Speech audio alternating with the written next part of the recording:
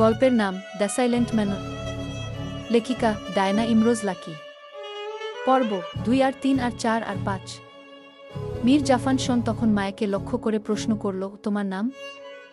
মায়াগু। মায়া নির্লিপ্তভাবে মীরকে দ্বিতীয় প্রশ্ন করল, আপনি কতক্ষণ থেকে জঙ্গলে ছিলেন? অনেক সময়। কিন্তু কেন? শিকার করতে। শিকার করলেন? করার আগেই তো তুমি চলে আসলে। কি আপনি বাঁশির সুর এর শব্দ শুনেননি? মীর অশ্বের লাগাম টেনে দাঁড়িয়ে পড়ল। এরপর মায়ের দিকে তাকিয়ে বলল, এই জঙ্গলে আমার জানামতে কেউ আসে না। যদিও কেউ এসে থাকে তবে তারা সাহসী, আর সেই সাহসীদের মধ্যে আমিও একজন। আমি জঙ্গলের ভেতরে অনেকটা সময় ছিলাম, কিন্তু কোনো বাঁশির সুর এর শব্দ পাইনি। তোমার হয়তো কোথাও ভুল হচ্ছে। ভুল কিছু শুনেছ গো? মায়া মীরের রেশ টেনে বলল, হয়তো তাই হবে। আমি ভুল শুনেছি। কিন্তু আপনি কোথায় যাবেন? দেখছি কোথায় যাওয়া যায়। আপনি মুখোশ পরে কেন আছেন? শুনেছি আলিমনগর গ্রামটা সুবিধের নয়। কোথায় কখন কার নজরে পড়ে যায় বলা যায় না। ঘি বলে চাপা স্বরে হাসল মীর। এরপর মায়া তার অশ্বের লাগাম টেনে চৌধুরী নিবাসন এর উদ্দেশ্যে চলে যায়। মীর তার পেছন পেছন গেল। মায়া বুঝতে পারল মীর তাকে অনুসরণ করছে। মীরের অনুসরণ তার কাছে অদ্ভুত মনে হল, কিন্তু কিছু না বলে সোজা চলে যায় তার গন্তব্যে। বাড়ি পৌঁছাতে তার অনেকটা সময় লেগে যায়। ততক্ষণে দুপুর গড়িয়ে বিকেলের আগমন ধরণীতে নেমে আসে। বাড়ির ভেতরে প্রবেশ করে অশ্ব থেকে নেমে দাঁড়ায় মায়া। এরপর পেছন ঘুরে দেখল মীর ও তার পেছন পেছন বাড়িতে ভেতর অবধি চলে এসেছে। এই দেখে মায়া আমজাদ চৌধুরীর ভয়ে দৌড়ে ঘরের ভেতরে চলে যায়।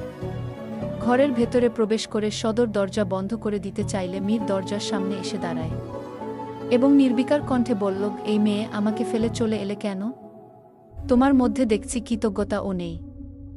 একটা ধন্যবাদ ও দিলে না গি?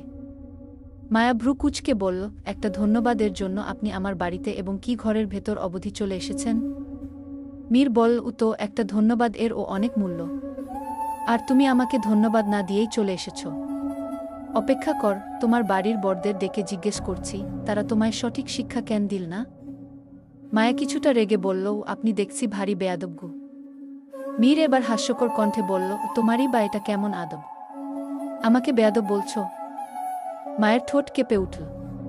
মীর তখন বৈঠকখানার দিকে এগিয়ে চেঁচিয়ে চেঁচিয়ে আন্টি, আঙ্কেল বলে ডাকতে শুরু করে। তা দেখে মায়া ভয়ে আধমরা হয়ে গেল। মায়া তখন মীরের কাছে ঘেঁষে হাত জোট করে বলল, আপনি আমার বাড়ির লোকদের ডাকবেন না। আমি আমার জীবনের সমস্ত ধন্যবাদ আপনাকে দিচ্ছি। এবার আপনি এখান থেকে চলে যান। মায়ের মিনতির আগেই দোতলা থেকে নেমে আসে মায়ের মা শালুক বেগম, তার দাদি জয়ন্তন বেগম, তার চাচি শাহানারা এবং তার মেয়ে তৃষ্ণা। মায়া সকলকে দেখে বেশ বিব্রতকর অবস্থায় পড়ে যায়। ততক্ষণে বাড়ির কাজের মেয়ে শেফালি এবং অন্যরা হাজির হয়। শালুক তার মাথার কাপড় ঠিক করে মীরের সামনে এসে দাঁড়ায়। মীর শালুক এর পায়ে সালাম করতে চাইলে শালুক বাধা দিয়ে বলল, সেই সকাল থেকে তোর জন্য অপেক্ষা করছি মীর। আমাদের লোক তোকে স্টেশনে নিতে অবধি গিয়েছিল, কিন্তু তোকে পেল না। কোথা ছিলিস সারাদিন? মীর জবাব দিল, আমি আজকে সকালে পৌঁছেছি এখানে। কিন্তু তুমি তো জানো বরাবরই আমার শিকার করতে ভালো লাগে। আলিমনগর আসলেই আমি শিকার করেই থাকি। তাই উত্তরের জঙ্গলে হরিণ শিকার করতে গিয়েছিলাম। কিন্তু তুমি জানো ছোট মা, সেখানে আমার সাথে এক নাগিনীর দেখা হয় গে। তখন জয়ন্তন বেগম মীরের রেশ টেনে বলল, নাগিন তোরে ছোবল দেয় নাই তো মীর? মীর জয়ন্তনের রেশ টেনে বলল, না দাদি, আমাকে ছোবল দেয়া কি এত সহজ? বলে হাসে মীর। তখন সেখানে উপস্থিত হয় রাফিদ। রাফিদ মীরের সাথে আলিঙ্গন করে। এসব দৃশ্য দেখে মায়া হা হয়ে রইল। সবার সাথে মীরের দেখা সাক্ষাৎ শেষ হওয়ার পর শালুক বলল, এবার তো মুখোশটা খোল। চোখ মুখ কি রকম লাল হয়ে গেছে। মীর তখন পাগড়ির আঁচল দিয়ে ঢাকা মুখটি সবার সামনে প্রদর্শন করে। মায়া মীরের সৌন্দর্য দেখে হতবাক হয়ে রইল। মীরের ফর্সা গলার ঠিক পাশেই একটা তিল, যেটা নজর কাড়ে মায়ার। তখন রাফিদ মায়াকে নিজের কাছে টেনে বলল, মীর, এই হচ্ছে আমাদের ছোট্ট মায়া। মীর মায়ের দিকে হাস্যোজ্জ্বল মুখে তাকিয়ে বলল, আসসালামু আলাইকুম আপু, আমি এই বাড়ির নতুন অতিথি গু। মায়া তখন ভেতরে ভেতরে বলে উঠল। শালুক বলল, চল বাবা, তোকে খেতে দেই বলে মীরকে নিয়ে সবাই খাওয়ার ঘরে চলে যায়। মায়া তখন দু কোমড়ে হাত চেপে ধরে বিটবিট করে বলল, এই বাড়ির মেয়ে আমি, সারাদিন আমিও না খেয়েছিলাম। আমাকেও ডাকা উচিত ছিল। তখন তার পাশ থেকে শেফালি বলল, হো মেম সাহেব, আমি আপনার লগে একই মতো, কিন্তু হেই তো থাইল্যান্ডের অতিথি, তাই গুরুত্ব বেশি। মায়া বলল, মানে কে ও? আমি তো ভাবছি আমার কোনো আত্মীয়ের মধ্যে কেউ। তেমনি মেম সাহেব, উনি হইতাছে থমাস শনের পোলা।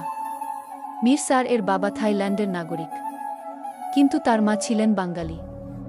আর আর তার মা ছিলেন আপনার মায়ের আপন ছোট বোন। উনি অনেক আগেই মারা যান।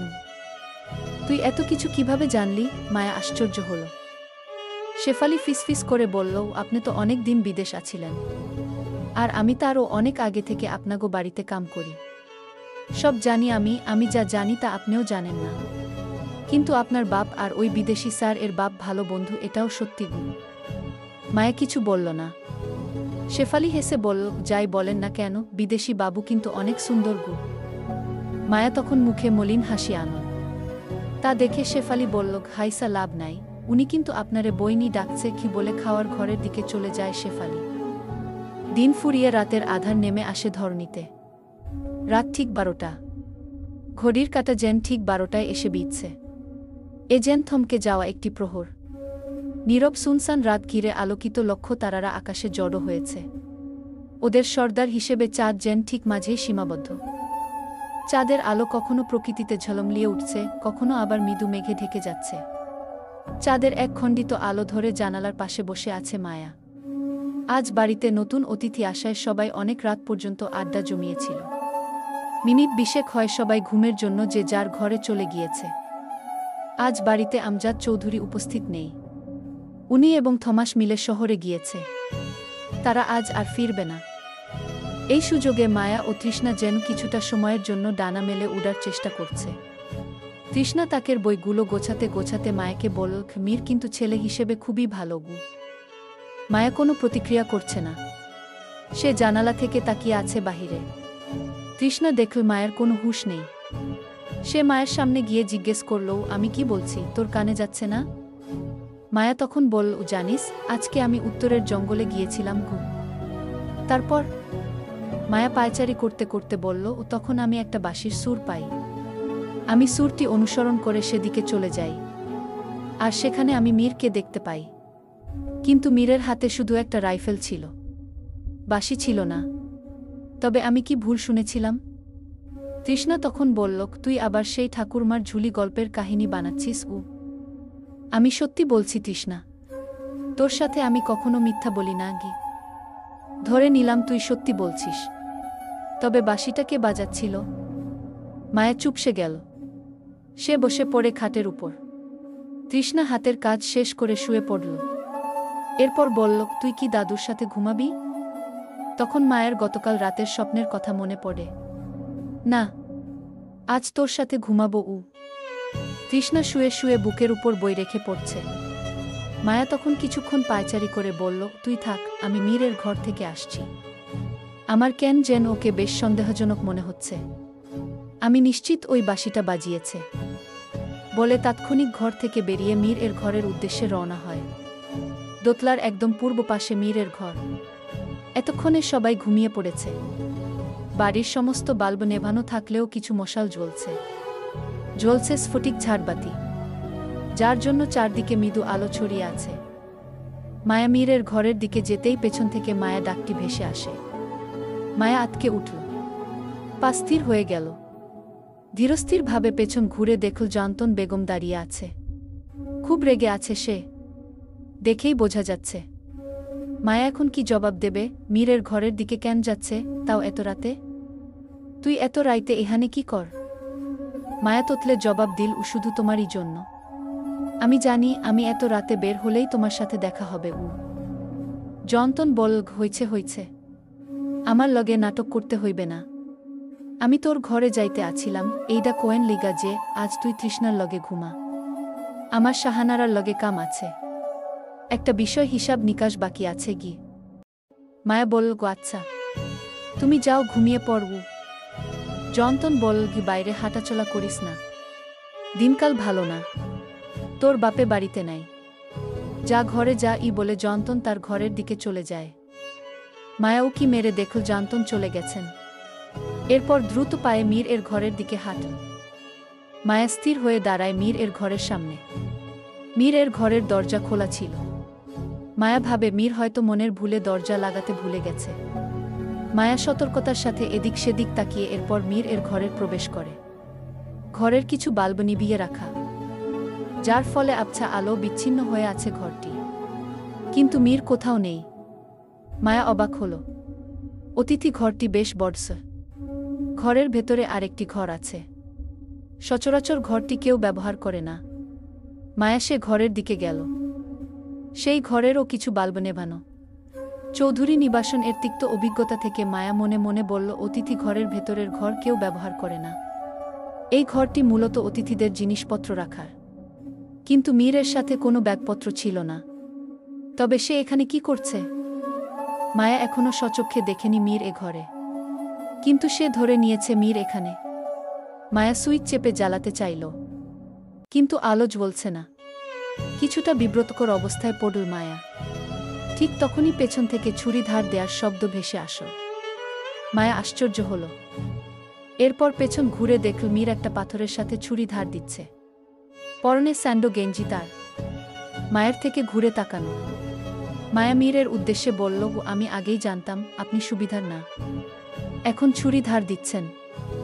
মীর তখন মায়ের দিকে ঘুরতেই ছুরিটা হাত থেকে পড়ে মায়ের পায়ের কাছে চলে যায়। মীর কিছু বলল না। মায়া পুনরায় বলল, চুপ আছেন যে, কি করছিলেন এখানে? মীর ছুরিটা ফ্লোর থেকে তুলে বলল, দেখছো না ছুরি ধার দিচ্ছি গু। তা আমিও দেখতে পাচ্ছি, কিন্তু কিসের জন্য? ছুরি দিয়ে কি করে জানা নেই তোমার? বলে মীর তার শোয়ার ঘরের দিকে চলে যায়। গিয়ে বিছানা ছুরিটা ছুঁড়ে ফেল। এরপর জগ থেকে জল ঠেলে দাঁড়িয়ে দাঁড়িয়ে খেয়ে নিল। মায়া তার পেছনে দাঁড়িয়ে। সে বলল, আপনি শহর থেকে এসেছেন, তবে অশ্ব কোথায় পেলেন? স্টেশনে একজনের থেকে কিনে এনেছি গু। জঙ্গলে কি করছিলেন সত্যি বলুন। এক কথা বারবার বলতে ভালো লাগে না গি, কিন্তু আমি আপনাকে বিশ্বাস করছি না গি। সেটা তোমার ব্যর্থতা, বলে মীর বিছানায় বসে ছুরিটা হাতে নেয়া। এরপর সেটা ঘুরিয়ে ঘুরিয়ে দেখছিল। মায়া বেশ চিন্তিত হয়ে পড়ল। কিছুটা অপ্রতিভ হয়ে বলুন না, ওটা নিয়ে কি করবেন? মীর তখন হঠাৎ বসা থেকে উঠে মায়ার গলায় ছুরিটা ধরে বলল, তোমার জন্যই এটা ধার দিচ্ছিলাম। জঙ্গলে আমাকে দেখে ফেলেছিলে না, যদি সেটা সবাইকে বলে দাও না, তবে আমার সমস্যা হবে। তাই তোমাকে শেষ করে দেওয়ার চিন্তাভাবনা করি কি। মীরের এরকম আচরণে মায়া বিষণ্ণ হয়ে পড়ল। চোখে জল টলমল করতে শুরু করল।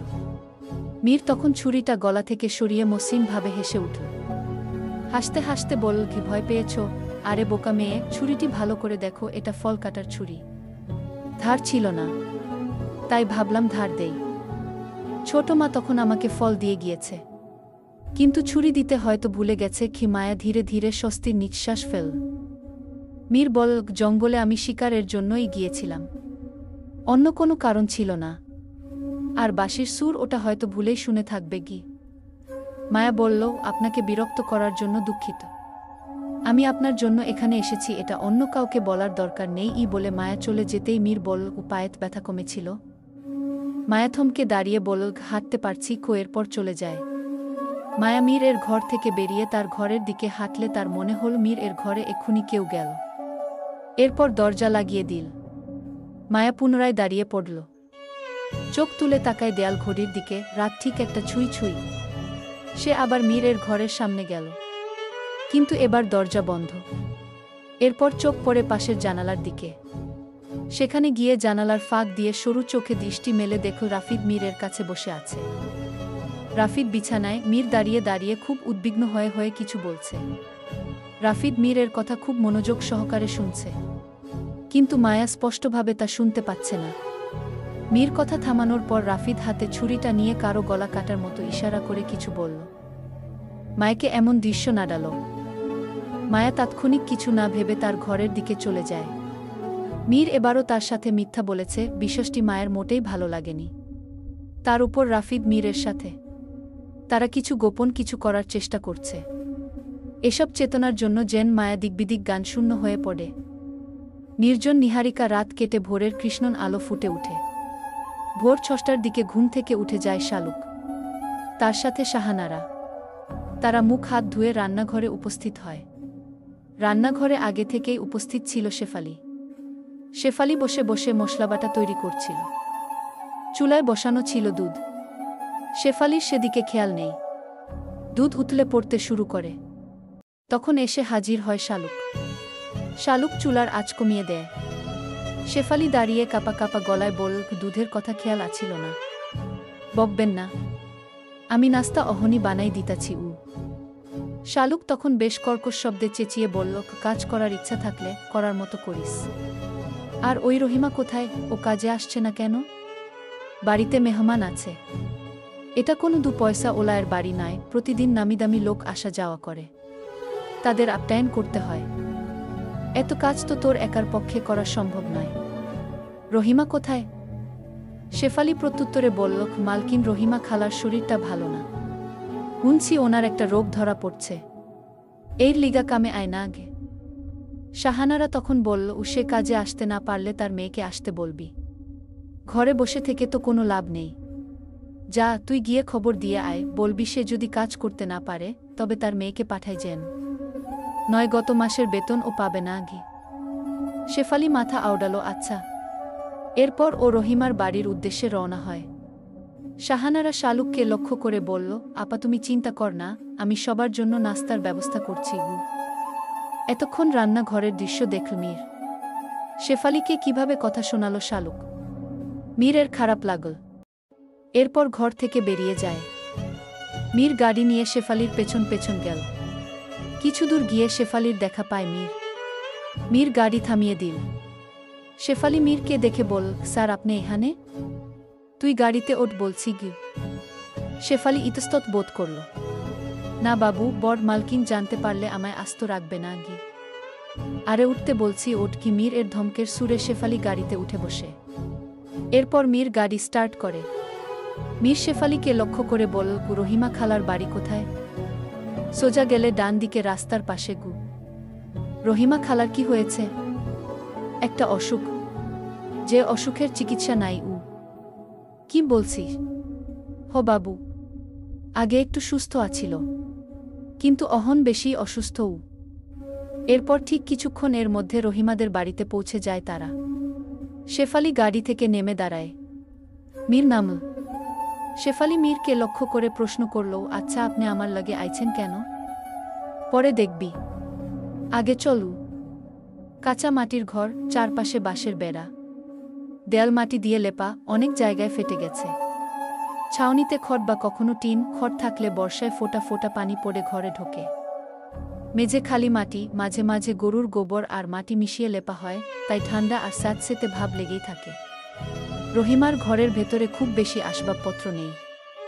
বারান্দায় একটা মাচা, ঘরের ভেতরে কাঠের চৌকি, ঘরের এক কোণে মাটির হাঁড়ি পাতিল সাজানো, একটা লণ্ঠন ঝুলছে, দিনে জানালার ফাঁক দিয়েই আলো আসে।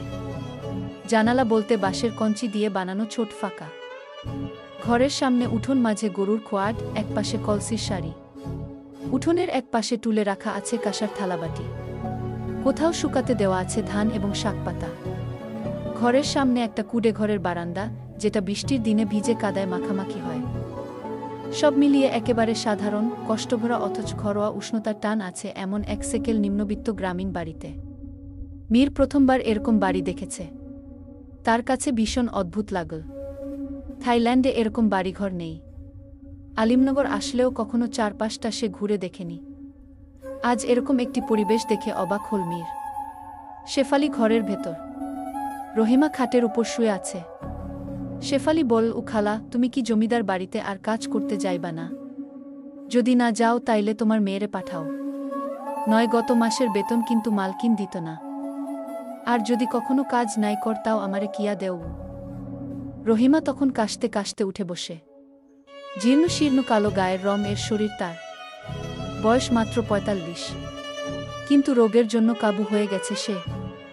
রহিমা ধীর স্থির হয়ে বল, বেতনের টাকা না দিলে চলমু কেমনে, ঔষধ কিনমু কেমনে? তা কি আমি জানি? অহন কও কি করবা? আমার আবার তাড়াতাড়ি যাইতে হইবে, অনেক কাজ আছে গি। রহিমা তখন চোখের জল ফেলে বলল, ও আমার যা অবস্থা, আর কামে যাওন যাইব না। মালকিন রে বইলা দিস গু। শেফালি আর কোনো কথা না বাড়িয়ে ঘরের বাহির হয়। মীর এতক্ষণ সব শুনছিল। সে শেফালিকে বলল, শোনো, আমি কিছু টাকা দিচ্ছি। খালাকে দিচ্ছি বলে মীর কিছু টাকা শেফালিকে দেয়। শেফালি টাকাগুলো রহিমার দিকে এগিয়ে দিয়ে বলল, জমিদার বাড়ির এক ছোট সাহেব তোমারে দেছে। এটা রাহো চু। রহিমা টাকাটা নিল।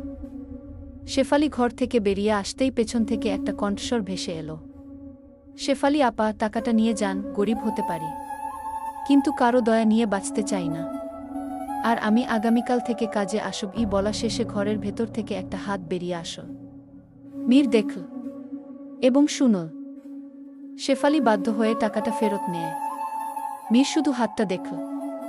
মীর এবং শেফালি পুনরায় জমিদার বাড়ির উদ্দেশ্যে রওনা হয়। মীর খানিকটা চুপচাপ। বেশ কিছু দূর গিয়ে মীর শেফালিকে জিজ্ঞেস করল, রহিমা খালার মেয়ের অনেক দেমাগ। আচ্ছা, ওর বাবা কোথায়? শেফালি বলল, গায়েব হয়ে গেছে কি? মানে? মীর একটু বিচলিত হল। বাবু, অনেক আগে হুনছি ওনারে কেউ মায়েরা ফালাইছে। একদিন রাইতে কিছু লোক আইসা রহিমা খালার স্বামীরে ডাইকা নিয়ে। লোকগুলো কারা তা খালা জানতেন না। সেই রাইতে আর খালু বাড়ি ফেরে নাই। পরদিন সকালে দেহে ওনার লাশ বাড়ির উঠানে পড়ে আছে। মীর হঠাৎ গাড়ি থামিয়ে দিল। শেফালি অশ্রুসিক্ত নয়নে বলল, খালা কয় শেষ ভাত কয়টাও খালু খাইতে পারে নাই। কিন্তু ওনাকে কে খুন করল?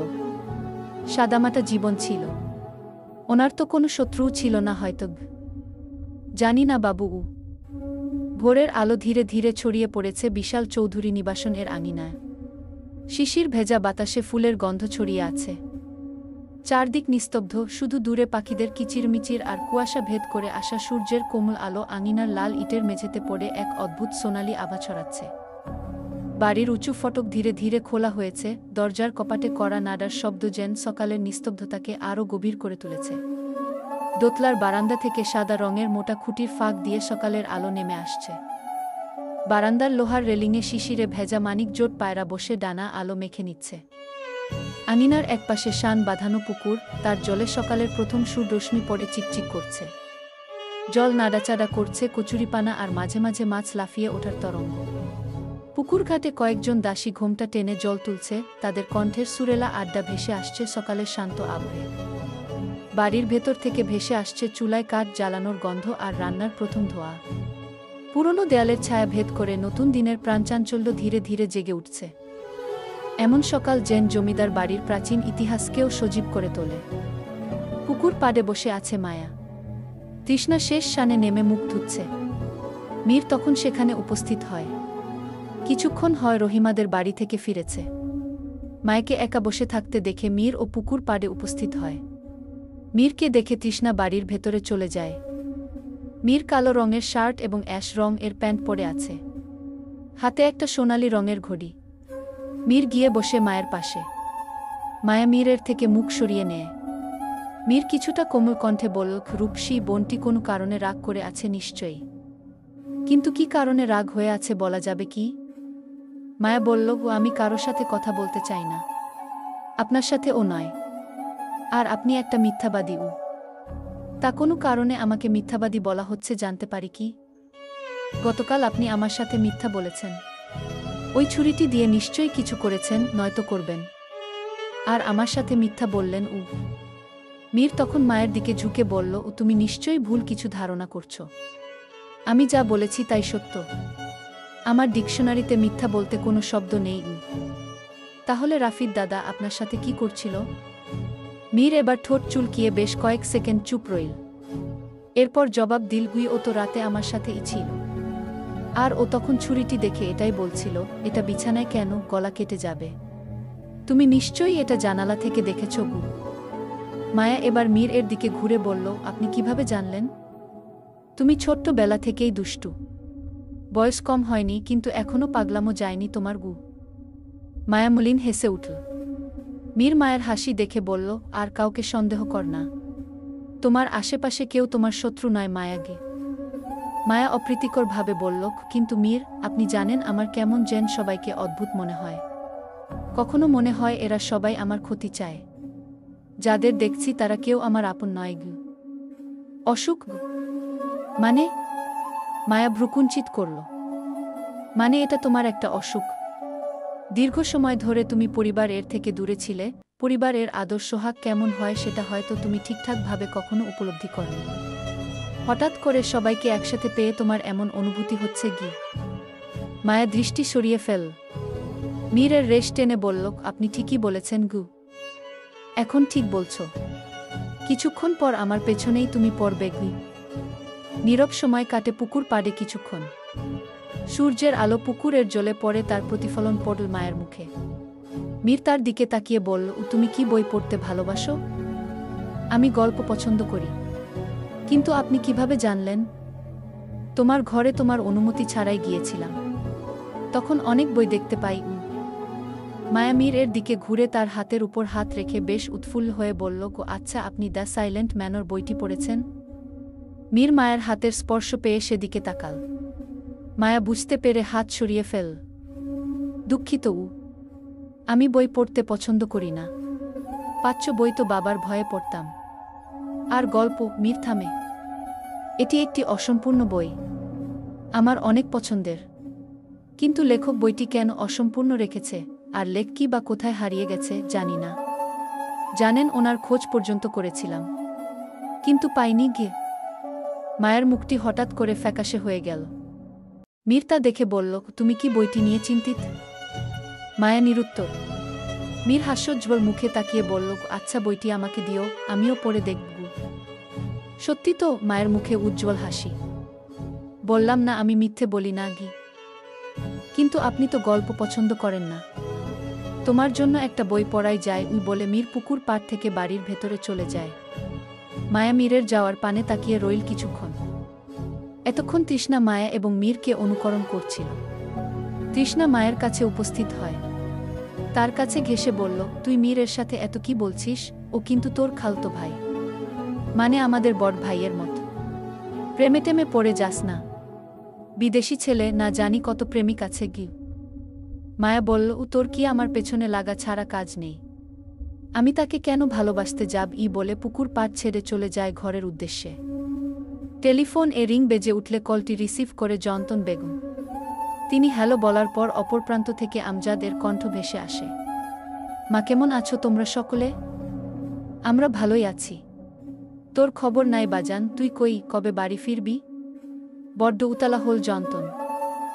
মা, আমাদের ফিরতে আরও 2 দিন দেরি হবে। এটা বলতেই কল দিয়েছি কে, এরপর কলটি কেটে যায়। জয়ন্তন পুনরায় কল দিলে কলটি ওপাশ থেকে কেটে দেয় আমজাদ। জয়ন্তন খুব হতাশ হল। এক পুত্রকে হারিয়েছে আজ 22 বছর। আমজাদ এবং এহসান ছিল তার চোখের মণি। 2 ভাই যেন 2 ভাইয়ের রক্ষা কবচ ছিল। এরপর হঠাৎ একদিন শোনা যায় এহসান চৌধুরী আর বেঁচে নেই। জয়ন্তন খুব ভেঙে পড়েছিল সেদিন। তারপর থেকে আমজাদ কোথাও গেলে সে বড্ড উদাসীন হয়ে যায়। শালুক আসে জয়ন্তনের কাছে। তাকে ভরসা সূচক হাতে স্পর্শ করে বলল, মা চলুন বসবেন। তারা সোফায় বসে। শালুক জয়ন্তনকে লক্ষ্য করে বলল, মা আপনি চিন্তা করবেন না। আপনার ছেলে ঠিক সময়মতো ফিরে আসবে। তার কিছুই হবে না গি। অন্যদিকে শহরের একটি বেসরকারি কৃষি ইনস্টিটিউট অফিসে বসে আছে থমাস শন এবং আমজাদ। আমজাদ কলটি তখন জয়ন্তন এর মুখের উপর কেটে দিয়েছে। বিশেষটি লক্ষ্য করেছে থমাস। থমাস আমজাদকে প্রশ্ন করল, তুমি তোমার মায়ের মুখের উপর কলটি কেটে দিয়েছ, এটা কিন্তু ঠিক হয়নি গি। এখনই হয়তো বিদেশ থেকে কল আসবে, তাই কলটি কেটে দিয়েছি গি। থমাস বেশ গভীর শ্বাস ছেড়ে হতাশায় নিমজ্জিত হয়ে বলল, তুমি খুবই ভাগ্যবান, তোমার মায়ের কল আসে। আফসোস, আজ বহু বছর আমার মায়ের কোন কল আসে না গি। বলে থমাস বসা থেকে উঠে জানালার পাশে গিয়ে দাঁড়ায়। তোমার মায়ের কল আসে, তুমি ভাগ্যবান। আফসোস, আমার মায়ের কল আসে না আজ বহু বছর। বাক্যটি আমজাদের আশেপাশে যেন ঘুরপাক খাচ্ছে। আমজাদ তখন তার বাড়ির নম্বরে দ্বিতীয়বার সংযোগ করার চেষ্টা করল। দ্বিতীয়বার টেলিফোন বেজে ওঠায় জয়ন্তন বেশ হকচকিয়ে গেল। শালুক বলল, আপনার ছেলেই হয়তো কল, চলুন কলটি ধরুন। জয়ন্তন কলটি রিসিভ করে। ওপাশ থেকে আমজাদ এর মলিন কণ্ঠ ভেসে আসে। একটি মধুর ডাক, মা, এই তো এখানেই একজন গর্ভধারিণী জন্যে সুখ। জয়ন্তন জবাব দিল, বাপজান, কিছু হয়েছে তোর? ঠিক আছো বাবা? আমি ঠিক আছি মা গু। আমজাদ নিশ্চুপ হয়ে গেল। জয়ন্তন ও চুপচাপ। আমজাদ তখন হঠাৎ করে বলল, মা আমি কিন্তু তোমায় সেই ছোট্টবেলার মতোই ভালোবাসি। কথাটি শুনে জয়ন্তন ফুপিয়ে কেঁদে উঠল। দৃষ্টিটি দেখো শালুক। তার ঠোঁটের ফাঁকে হাসি। বলা হয় শাশুড়ির সাথে তার ছেলের সুসম্পর্ক বুয়ের নাকি সহ্য হয় না, কিন্তু শালুক যেন তার উল্টে। তিনি সবসময় চান জয়ন্তন যেন মৃত্যুর শেষ সময় অবধি হাসিখুশি থাকেন। জয়ন্তন জবাব দিল, কাজ শেষ কইরা জলদি বাড়ি চইলা আইসো বাপজান। অপর প্রান্ত থেকে আমজাদ বলল, দোয়া রাইখো মা। জয়ন্তন কল কেটে দেন। এতক্ষণ ঘটে যাওয়া ঘটনাটি দেখল মীর দোতলা থেকে। দোতলার রেলিং ধরে দাঁড়িয়েছিল সে। জয়ন্তন তার ঘরে চলে গেল। মীর তখন উপর থেকে নিচে আসে। বৈঠকখানা শালুক বসে আছে।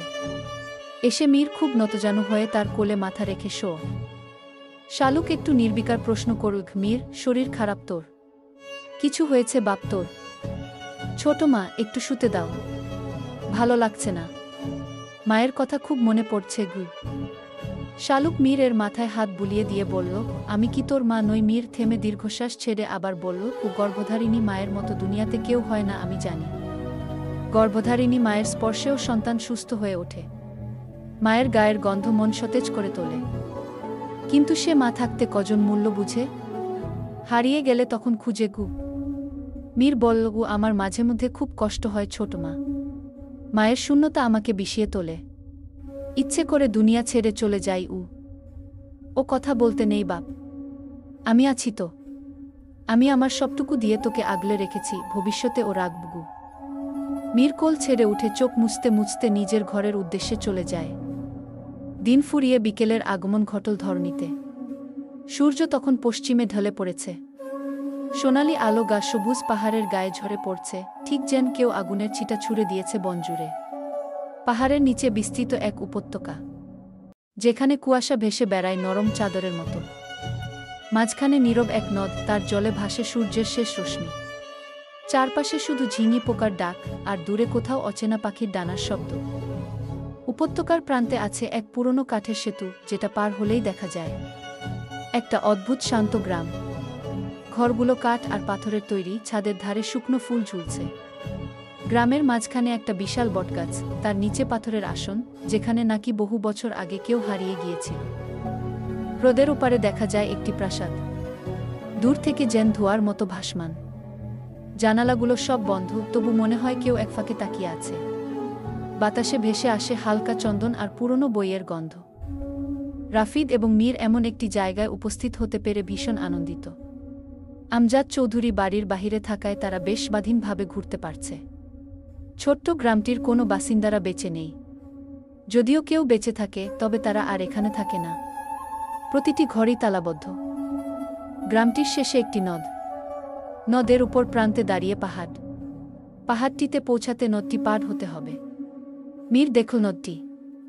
জলগুলো বেশ নীলাকার। এখানের বাতাসে যেন মন মাতানো সুবাস পাওয়া যায়। মীর রাফিদকে লক্ষ্য করে বলল, ওদিকে একটা প্রাসাদ এর মতো দেখা যাচ্ছে। ওটা কি? রাফিদ বলে, কি ওটা সম্ভবত কোনো রাজাদের নগর ছিল। সময়ের সাথে সাথে আজ পরিত্যক্ত। আজ শুধু শেওলা এবং জলের আয়ত্তে প্রাসাদটি। কত বছর হয় এটি পরিত্যক্ত? রাফিদ বলল, আমি ঠিক বলতে পারব না গি। মীর খুব তীক্ষ্ণ দৃষ্টিতে তাকালো প্রাসাদটির দিকে।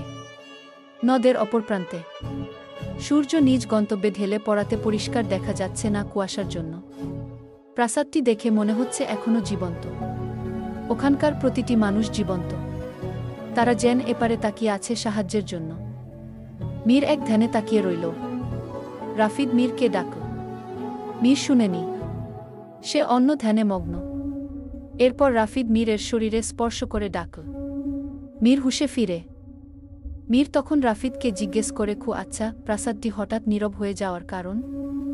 এটার আবার কারণ কি? সময়ের নিয়মই এটা। আজ যদি আমরা দুনিয়া থেকে চলে যাই, এরপর আমাদের জমিদার বাড়িটিও এরকম পরিত্যক্ত হয়ে যাবে। নদের জলে ডুবে যাবে। এরপর ডুবুরিরা আমাদের রাখা স্বর্ণমুদ্রা উত্তোলন করবে কি বলে রাফিদ নিঃশব্দে হাসল। মীর তখন দীর্ঘশ্বাস ফেলল। মানুষ কেন এভাবে হারিয়ে যায়? কত রাজ্য প্রাচুর্য অর্জন করে, সবাই কত আনন্দ নিয়ে বসবাস করে, এরপর হঠাৎ করেই সবকিছু ধুলোমাখা হয়ে পড়ে থাকে। সবাই মাটির সাথে মিশে যায়। থাকে শুধু তাদের স্মৃতি। মীর ঘুরে পুনরায় একবার প্রাসাদটির দিকে দেখে। ততক্ষণে সন্ধ্যা ছুঁই ছুঁই সময়ের আগমন ঘটে। রাফিদ বলল, কাঠের সেতুটি পার হতে রিস্ক হবে। আসার সময় তো এসেছি, জানি না এখন যেতে পারব কিনা। তাড়াতাড়ি চল, ওপারে আমাদের অশ্ব আছে কি? মীর বল, চিন্তা করিস না, যেতে পারব। চল এই বলে ছোট্ট গ্রামটির চূড়া থেকে যেতে যেতে বারবার পেছন ঘুরে দেখল মীর। নীরব প্রাসাদটি যেন তাকে ডাকছে, কিন্তু নির্বেই, যার কোনো শব্দ নেই। তারা কাঠের সেতুটির কাছে উপস্থিত হয়। সেতুটির নিচ থেকে বয়ে যাচ্ছে জলরাশি, প্রখর জলের স্রোত। তার মধ্যে থেকে বড় বড় পাথর দেখা যাচ্ছে। রাফিদ বল, মীর, হঠাৎ জলের স্রোত বেড়ে গেছে। যদি সেতুটি ভেঙে নিচে পড়ে যায়, মৃত্যু নিশ্চিত।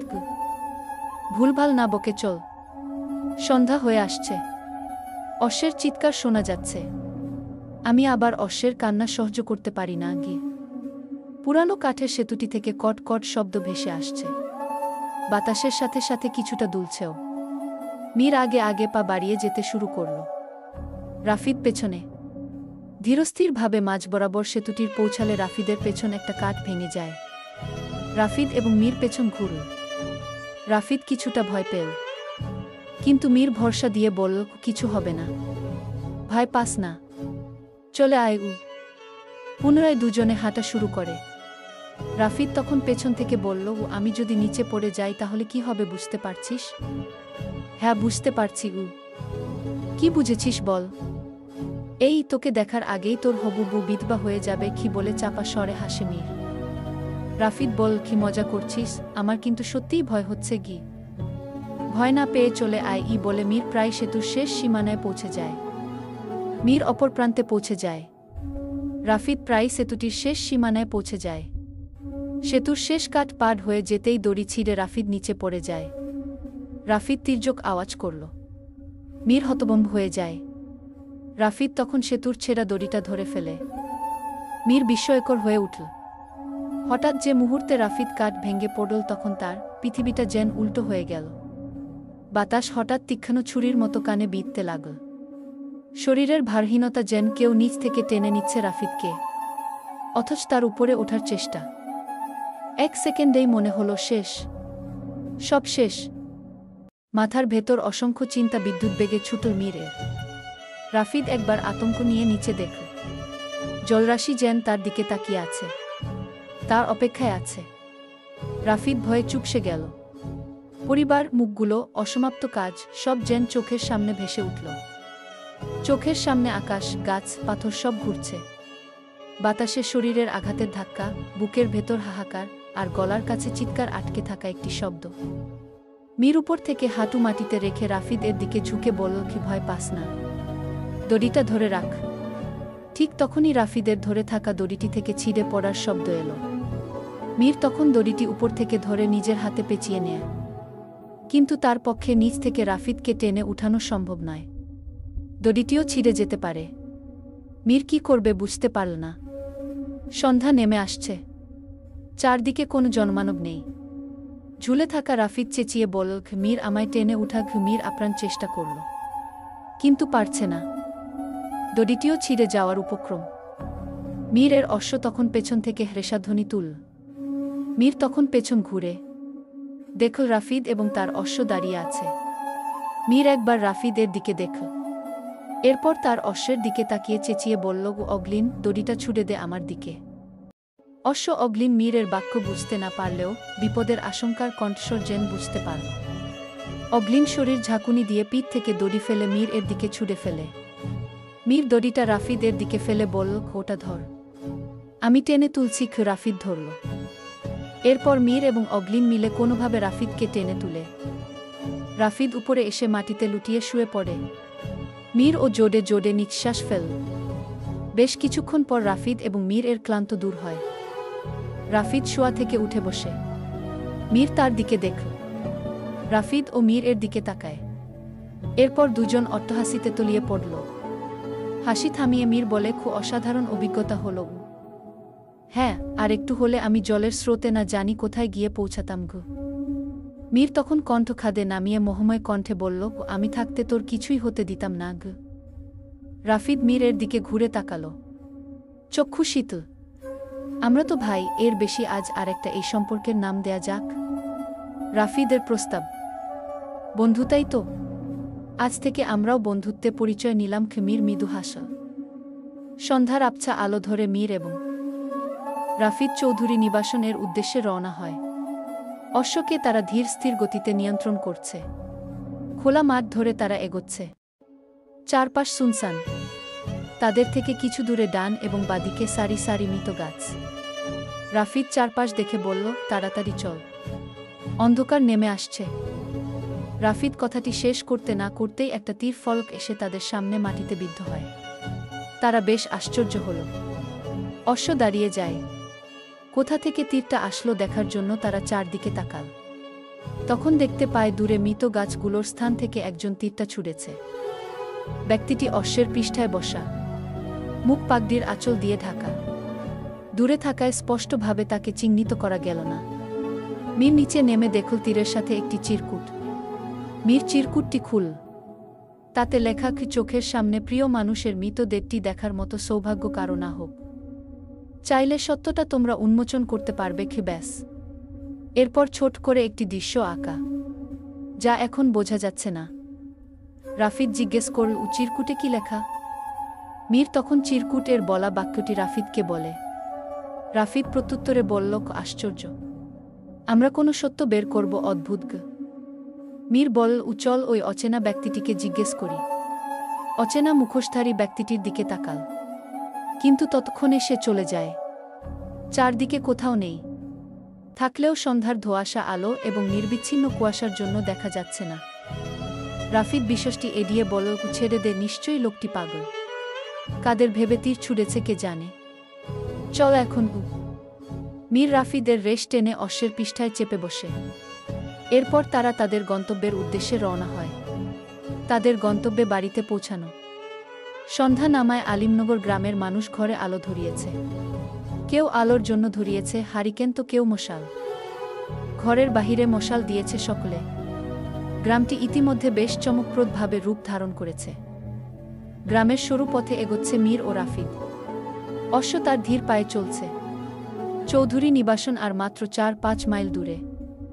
রাস্তার দুই ধারে মাটির ঘর, খড়ের ঘর, তো কিছু টিনের দোতলা ঘর, যার থেকে আলো ছড়িয়ে পথ কিছুটা আলোকিত করায় মীর এবং রাফিদ সুবেদে মতো পথে এগোতে পারছে। নীরব পথে চলতে চলতে হঠাৎ করে তাদের কানে ঘুঙুরের শব্দ ভেসে আসে। মীর অশ্বের লাগাম টেনে দাঁড়িয়ে যায়। শব্দ লক্ষ্য করে সেদিকে তাকাল। বাদিকে বেশ কয়েক হাত দূরে একটা ছোট্ট কুঠুরি থেকে শব্দটা আসছে। রাফিদ মীরের অভিব্যক্তি দেখে বলল, হয়তো মেয়েরা নাচ করছে গি, চল গিয়ে দেখি। মীর বলে অশ্ব থেকে নেমেও দাঁড়ায়। রাফিদ বলে, আমিলনগর মেয়েদের অনেক সম্মান দেয়া হয়, এভাবে ওদের নাচ দেখতে যাওয়াটা অন্যায় হবে গু। দূর চলত, থাইল্যান্ডে তো কখনো এরকম সুর ও শুনিনি, আর নাচ তো বিলাসিতা গু। বলে মীর ঘুঙুরের শব্দ অনুকরণ করে যেতে থাকে। রাফিদ ও বাধ্য হয়ে মীরের পেছন পেছন গেল। একটি টিনের দোতলার পাশে ছোট্ট কুঠুরি। ছোট্ট কুঠুরিটার ভেতর মৃদু আলো। মোমবাতির দপদপে শিখায় দেয়ালে পড়ে নাচছে জেন ছায়ারা। বাতাসে কস্তুরীর গন্ধ আর পায়েল ঝংকারের মিষ্টি সুর ভেসে আসছে চারদিক থেকে। চারজন মেয়ে নাচছে এক সুরে। হাতে রেশমের ওড়না, চোখে ঝিলিক, ঠোঁটে মিষ্টি হাসি। সেই ভিড়ের মধ্যে এক চন্দ্রমুখী মেয়ের দিকে নজর পড়ে মীরের। তার গলায় নীল পাথরের হার, কপালে এক ফোঁটা লাল টিপ, আর চোখে এমন এক আলো যেন কুঠুরির আলো ম্লান করে দেয়া। সে নাচছে, কিন্তু তার চোখে লুকানো আছে এক গভীর গল্প, এক অপূর্ণ আকুলতা। জানালা থেকে মীর তাকিয়ে আছে। তার নিঃশ্বাস ভারী হয়ে উঠেছে, কুঠুরির ঘ্রাণে যেন মিশে গেছে তার অজানা অনুভব। প্রতিটি তালে তার সামনে চন্দ্রমুখী মেয়েটির চুড়ির শব্দ তার বুকের ভেতর প্রতিধ্বনিত তুলছে। বাইরে কুয়াশারা ঘনত্ব হয়েছে, কিন্তু কুঠুরির ভেতরে নাচ থামেনি। সেখানে শুধু চোখের ভাষায় চলছে এক অদেখা সংলাপ। মীরের পেছনে দাঁড়িয়ে আছে রাফিদ। রাফিদ মীরকে লক্ষ্য করে বলল, আমাদের গ্রামের স্কুল এর মাস্টারের মেয়ে। জীবনে একবার ওর দিকে তাকিয়ে মুচকি হাসি দিয়েছিলাম। দুর্ভাগ্যবশত সেটা বাবা দেখে ফেলে, আর সেদিন বলেছিল আমাদের গ্রামের মেয়েদের দিকে যেন কখনো চোখ তুলে না দেখি। ভারী সুন্দরী নাচনেওয়ালি। যাই হোক, এখন চল। মীর এবং রাফিদ পেছন ঘুরে যেতেই তাদের সামনে কিছু লোক পড়ে। 3 জন মধ্যবয়স্ক লোক। তখন তাদের মাঝে উপস্থিত হয় আব্দুল মোতালেব হোসেন। তিনি রাফিদ এবং মীরকে দেখে কিছুটা আকস্মিক হকচকিয়ে গেল। তারা নিজেদের মধ্যে চাওয়াচাওয়ি করল, মীর এবং রাফিদ ও। এরপর আব্দুল মোতালেব মীর এবং রাফিদের উদ্দেশ্যে বলল, তোমরা তো জমিদার বাড়ির ছেলে, তা এত রাতে এখানে কি ব্যাপার? কিছু হয়েছে? রাফিদ তখন মীরকে ফিসফিস করে বলল, নাচনেওয়ালির বাবা গু। মীর তখন বলল, মীর আসলে বলতেই রাফিদ তার কথা মাঝ পথে থামিয়ে নিজে বলল, আসলে চাচা, ও হচ্ছে মীর। থাইল্যান্ড থাকে, গ্রামে নতুন। আশপাশটা ঘুরিয়ে দেখাচ্ছিলাম, আর হঠাৎ তখন আপনাদের কুঠুরি থেকে ঘুঙুরের শব্দ শুনতে পায়। তখন ও জিজ্ঞেস করল, এটা কোথা থেকে আসছে? আমি ওকে মুখে জবাব দেওয়ার পরেও ও সচক্ষে দেখতে আসল। ও আচ্ছা গি, আচ্ছা চাচা আসি বলে মীর ও রাফিদ চলে যায়। সেই বিকেল থেকে শালুক এবং জান্তন সহ বাড়ির সকলে অপেক্ষা করছে রাফিদ এবং মীরের জন্য। তখন শালুক অনেকবার বারণ করেছে, আলিমনগর এর উত্তরে যাস না, দিনকাল ভালো নয়, কখন কি হয়ে যায় বলা যায় না। কিন্তু তারা দুজন যেন বরাবরই অবাধ্য ছেলে, কখনো নিজেদের শখের বিরুদ্ধে যায়নি। শালুক বারবার ঘড়ির দিকে দেখছে, সময় বাড়ছে, কিন্তু তাদের যেন আসার নামগন্ধ নেই। ঠিক তখনই অশ্বের রেশাধ্বনি ভেসে আসে ঘরের বাইরে থেকে। জন্তন বলল, ওরা হয়তো চইলা আইছে গু। এরপর রাফিদ ও মীর ঘরের ভেতর উপস্থিত হয়। দেখো, সবাই যেন তাদের অপেক্ষায় বসে আছে। রাফিদ তখন আগ বাড়িয়ে শালুকের সম্মুখে গিয়ে বলল, যা বকার ওকে বকো, আমার কোনো দোষ নেই বলে উপরে চলে যায়। শালুক মীরকে লক্ষ্য করে বলল, সেই কখন থেকে অপেক্ষা করছি, আর তোদের আসার সময় হলো এখন। কতটা চিন্তা হচ্ছিল আমার। ছোট মা, এখন আর আমরা ছোট্ট নই, এত চিন্তা কর না তুমি। তুমি আমাদের খাবার দাও, আমি হাত মুখ ধুয়ে আসছি কে বলে হাস্যোজ্জ্বল মুখে উপরে নিজের ঘরে চলে যায়। আজকের রাতটা অপূর্ব সুন্দর। আকাশজোড়া নীলের উপর ছড়িয়ে আছে হাজারো তারার নরম ঝিলিক। চাঁদটা যেন এক নিঃশব্দ অভিমানী প্রেমিক। দূর থেকে তাকিয়ে আছে পৃথিবীর দিকে, তার আলো ছুঁয়ে যাচ্ছে গাছের পাতা আর নিস্তব্ধ পথের ধুলো। দূরে বাঁশঝাড়ে হালকা বাতাসে শো শো শব্দ, কখনো ঝিঙি পোকার টানা ডাক। চারপাশে এমন এক নীরবতা, যেন সময়ও থেমে গেছে এই মুহূর্তে। ফুলের ঘ্রাণ মিশে আছে বাতাসে, নিশি জুই, রাতরানীর মিষ্টি সুবাসে মন ভরে যায়।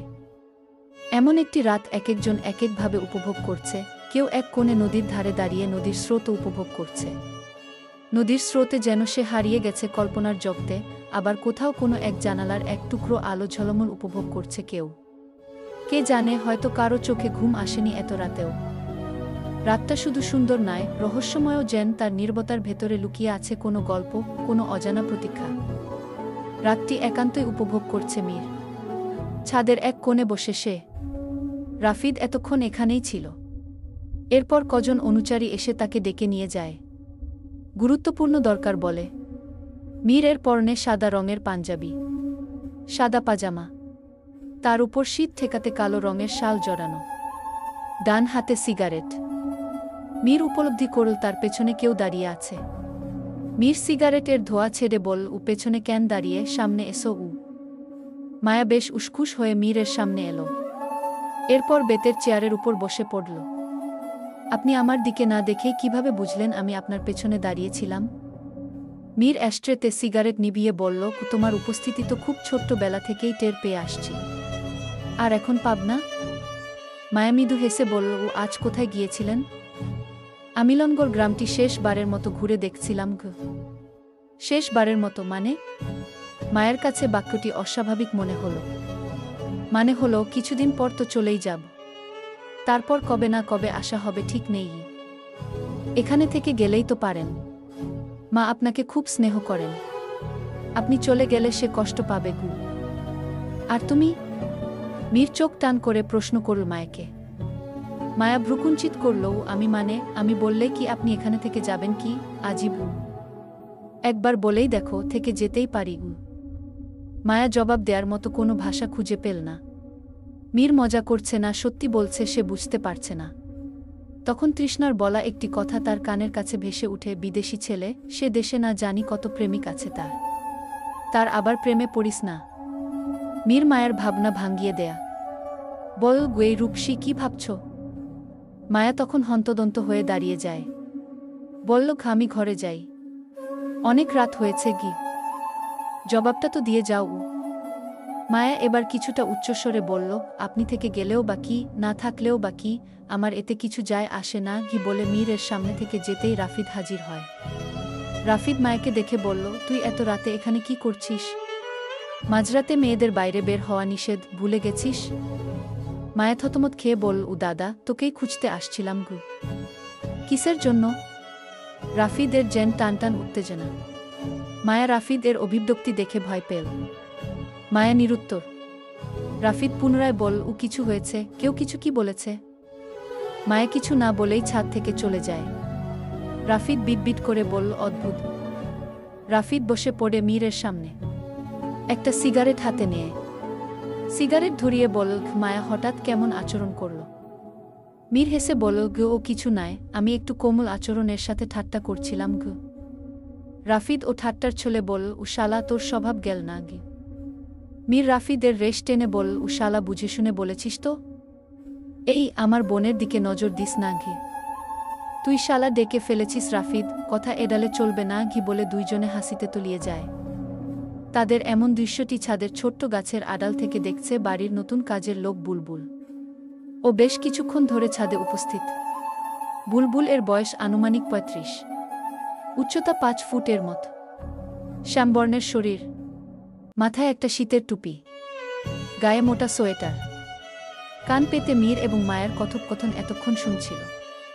এখন রাফিদ এবং মীর এর হাসি যেন ওর সহ্য হচ্ছে না। মীর এবং রাফিদ হাসি থামিয়ে দিল। মীর ছাদের রেলিং ধরে রাফিদকে লক্ষ্য করে জিজ্ঞেস করল, মাস্টারের মেয়ের নামটা কি? তুই জেনে কি করবি? কি করব বুঝতে পারছিস না? হেয়ালি না করে বল।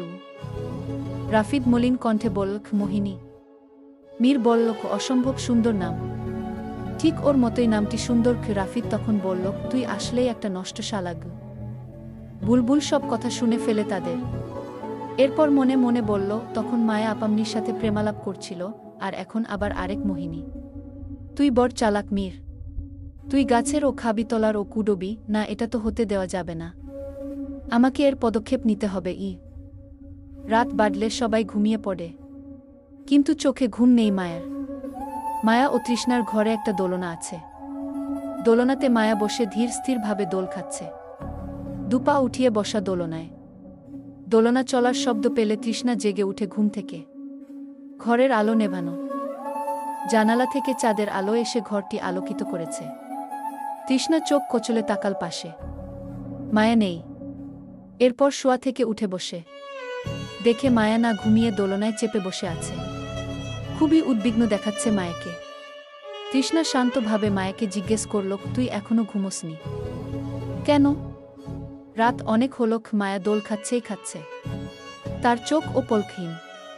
তৃষ্ণা বিছানা থেকে নেমে মায়ের কাছে গিয়ে তার গায়ে হাত দিয়ে বলল, কি হয়েছে তোর? মায়া তখন তৃষ্ণার কথা যেন শুনতে পেল। কিছু নয়, ঘুম আসছে না।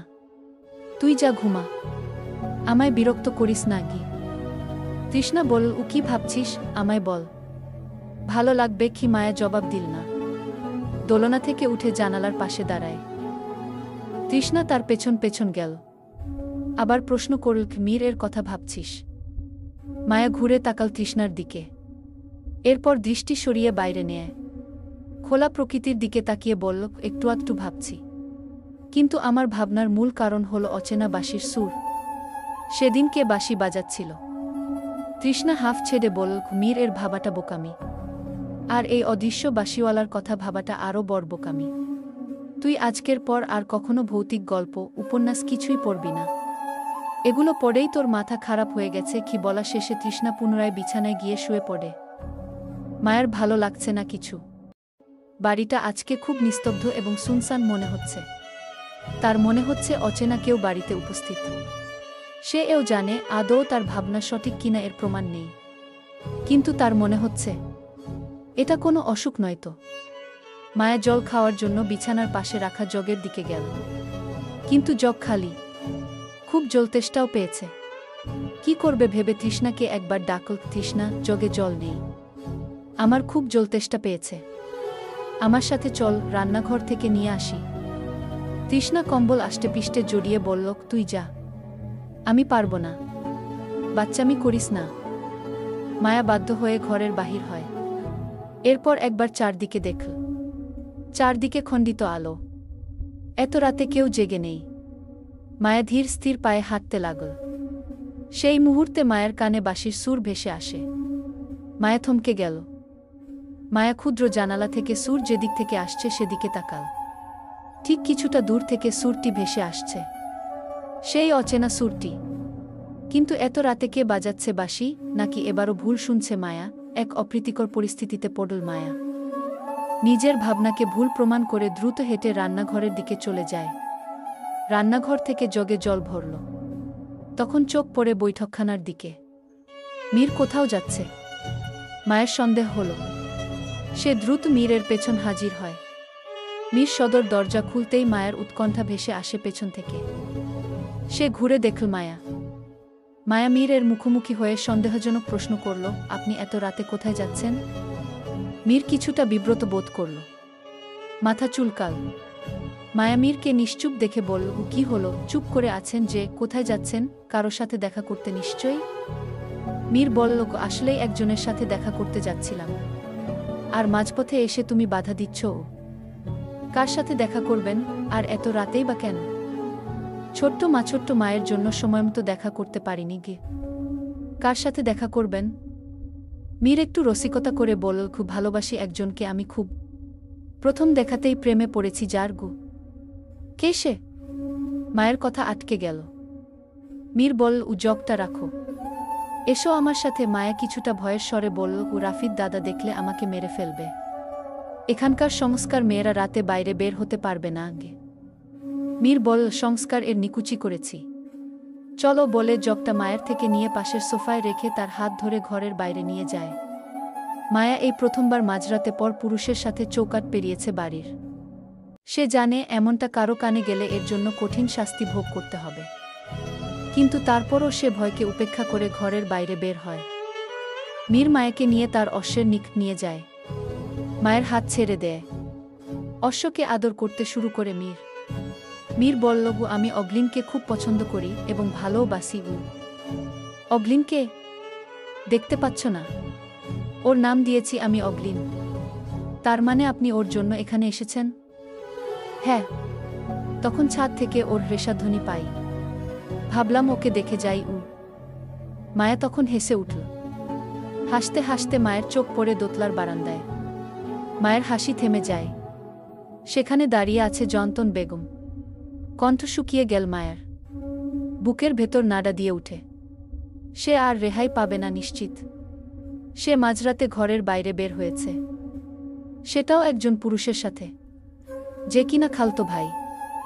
সংস্কার অনুযায়ী বিয়ের আগে নিজের বাবা, ভাই এবং রক্তের সম্পর্ক ব্যতীত অন্য কোনো পুরুষের সাথে বাড়ির মেয়েরা মিশতে পারবে না।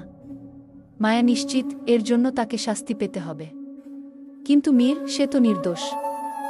মায়ের জন্য মীর শাস্তি পাবে। মায়া ভয়ে আধমরা হয়ে গেল। মীর দেখল মায়া চুপচাপ। কিছু হয়েছে তোমার? না। চলুন ঘরে যাই, কেউ দেখলে সমস্যা হবে। কারা দেখবে? অনুচারীরা তো দেখছেই, তাদের দেখায় কিছু যায় আসে না। মায়া মীরের সাথে কথা না বাড়িয়ে দৌড়ে ঘরে চলে গেল। আজ সোমবার। আমজাদ চৌধুরী এবং থমাস শন বাড়ি ফিরেছেন সকালেই মাত্র। সারারাত ট্রেনে ছিল। ফিরেছে ভোর 6টার দিকে। বুলবুল সংবাদ পেয়ে একজন ড্রাইভারকে পাঠিয়েছিল গাড়ি নিয়ে তাদের নিতে। এখন বেলা 11টা। সকাল 6টা থেকে 10টা অবধি দুজনে একটু ঘুমিয়ে নিয়েছে। আমজাদ এবং থমাস শন পাশাপাশি বসা। তাদের সামনে শালুক, জয়ন্তন এবং শাহানারা বসা। মানুষ কর্মজীবন থেকে বিদায় নিলে অবসরে থাকতে হয়। আমজাদ দীর্ঘ সময় থাইল্যান্ডে ব্যবসা করেছে। এরপর দেশে ফিরেছে আজ 2 বছর হয়। এখন তিনি গ্রামের সবার দেখভালে ব্যস্ত। গ্রামের জমিদার তিনি, তার একটা দায়িত্ব আছে। গ্রামকে তার সঠিকভাবে নিয়ন্ত্রণ করতে হয়, যেমনি করে সরকার তার দেশের জন্য। এই বলে যেন আমজাদ আর অবসর পেল না। ব্যবসা থেকে মানুষ মূলত অবসর নেয় না, কিন্তু বিদেশে ব্যবসা করলে তাকে দেশে ফিরতেই হয়। গ্রামের কৃষকদের কৃষি কাজের জন্য অনুপ্রাণিত করছে আমজাদ। গরিব মধ্যবিত্ত পরিবার যেন না খেয়ে থাকে সেই প্রচেষ্টা আগেও তিনি করেছেন, এখনও করছেন। আজ সকালে ফিরে সবাইকে অবাক করে দিল আমজাদ ও থমাস। তাদের আসার কথা ছিল দুদিন পরে, কিন্তু কাজ শেষ হওয়াতে চলে আসে। আমজাদ ছোট্ট বেলার কথা তুলল, মজার ঘটনাগুলো। তার রেশ টেনে জয়ন্তন ও তার ছোট্ট বেলার কথা বলতে বলতে হাসিতে তলিয়ে গেল। তখন রাফিদ এসে সোফায় বসে, তার মুখটা খুব গম্ভীর। সবাইকে হাসতে দেখে রাফিদ বলল, এত হাসছো কেন সকলে? আমজাদ থেমে বলল, তুই হাসতে মানা করছিস, জানিস হাসলে অনেক উপকার হয়। ইমিউন সিস্টেম শক্তিশালী করে হাসলে শরীরে ইমিউন কোষ ও অ্যান্টিবডির কার্যক্ষমতা বাড়ে, ফলে অসুখ বিসুখ কম হয়। হৃদপিণ্ড সুস্থ রাখে, হাসলে রক্ত সঞ্চালন ভালো হয়, রক্তচাপ নিয়ন্ত্রণে থাকে এবং স্ট্রেস কমায়। থেমে পুনরায় জিজ্ঞেস করল আমজাদ, শুনেছি মীর এসেছে, ও কোথায়? ও ঘুমাচ্ছে বোধহয়, বল শালুক। তখন থমাস বলল, আমজাদ, আমি এসেছি অনেক দিন, আমাদের এখন চলে যাওয়া উচিত। একটা নির্দিষ্ট সময় দেখে সব গোছগাছ করে চলে যেতে হবে। শালুক একটু উতালা হয়ে প্রশ্ন করল, থমাসকে চিমির কেউ নিয়ে যাবেন?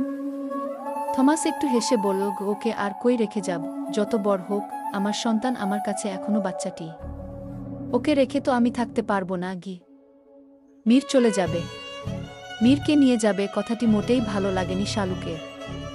রাফিদের ও ভালো লাগছে না। তার চলার পথে একজন সঙ্গী হয়েছিল সে, বন্ধু বলে ডেকেছে, এখন সে চলে যাবে। রাফিদ উদ্ভ্রান্ত হয়ে যায়, ও বেশ হন্তদন্ত হয়ে নিজের ঘরে চলে যায়। আমজাদ শালুক এর দিকে তাকাল। শালুক মীরকে নিজের গর্ভের সন্তানের মতোই ভালোবাসে। শালুক চায় মীর এখানেই থেকে যাক, কিন্তু থমাসের অধিকার বেশি নিজের সন্তানের প্রতি। আমজাদ শালুককে সান্ত্বনা দেওয়ার জন্য বলল, তুমি মন খারাপ কেন করছো? মীর কি এখনই চলে যাচ্ছে? আরও কিছুদিন পর যাবে। বেলা বাড়ছে। মায়া সকাল থেকে ঘরের মধ্যে বসে আছে। সে ইতিমধ্যে খবর পেয়েছে আমজাদ বাড়ি ফিরেছে। হয়তো জয়ন্তন গতকাল রাতের ঘটনা বলেও দিয়েছে আমজাদকে। আমজাদ হয়তো ওত পেতে আছে তাকে প্রশ্নবিদ্ধ করার জন্য, শাস্তি দেওয়ার জন্য। তাকে শাস্তি দিবে তাতে তার আক্ষেপ নেই, কিন্তু তার জন্য মীর শাস্তি পাবে, এটি মায়া যেন মানতে পারছে না। তখনই মায়ের ঘরে শেফালি উপস্থিত হয়।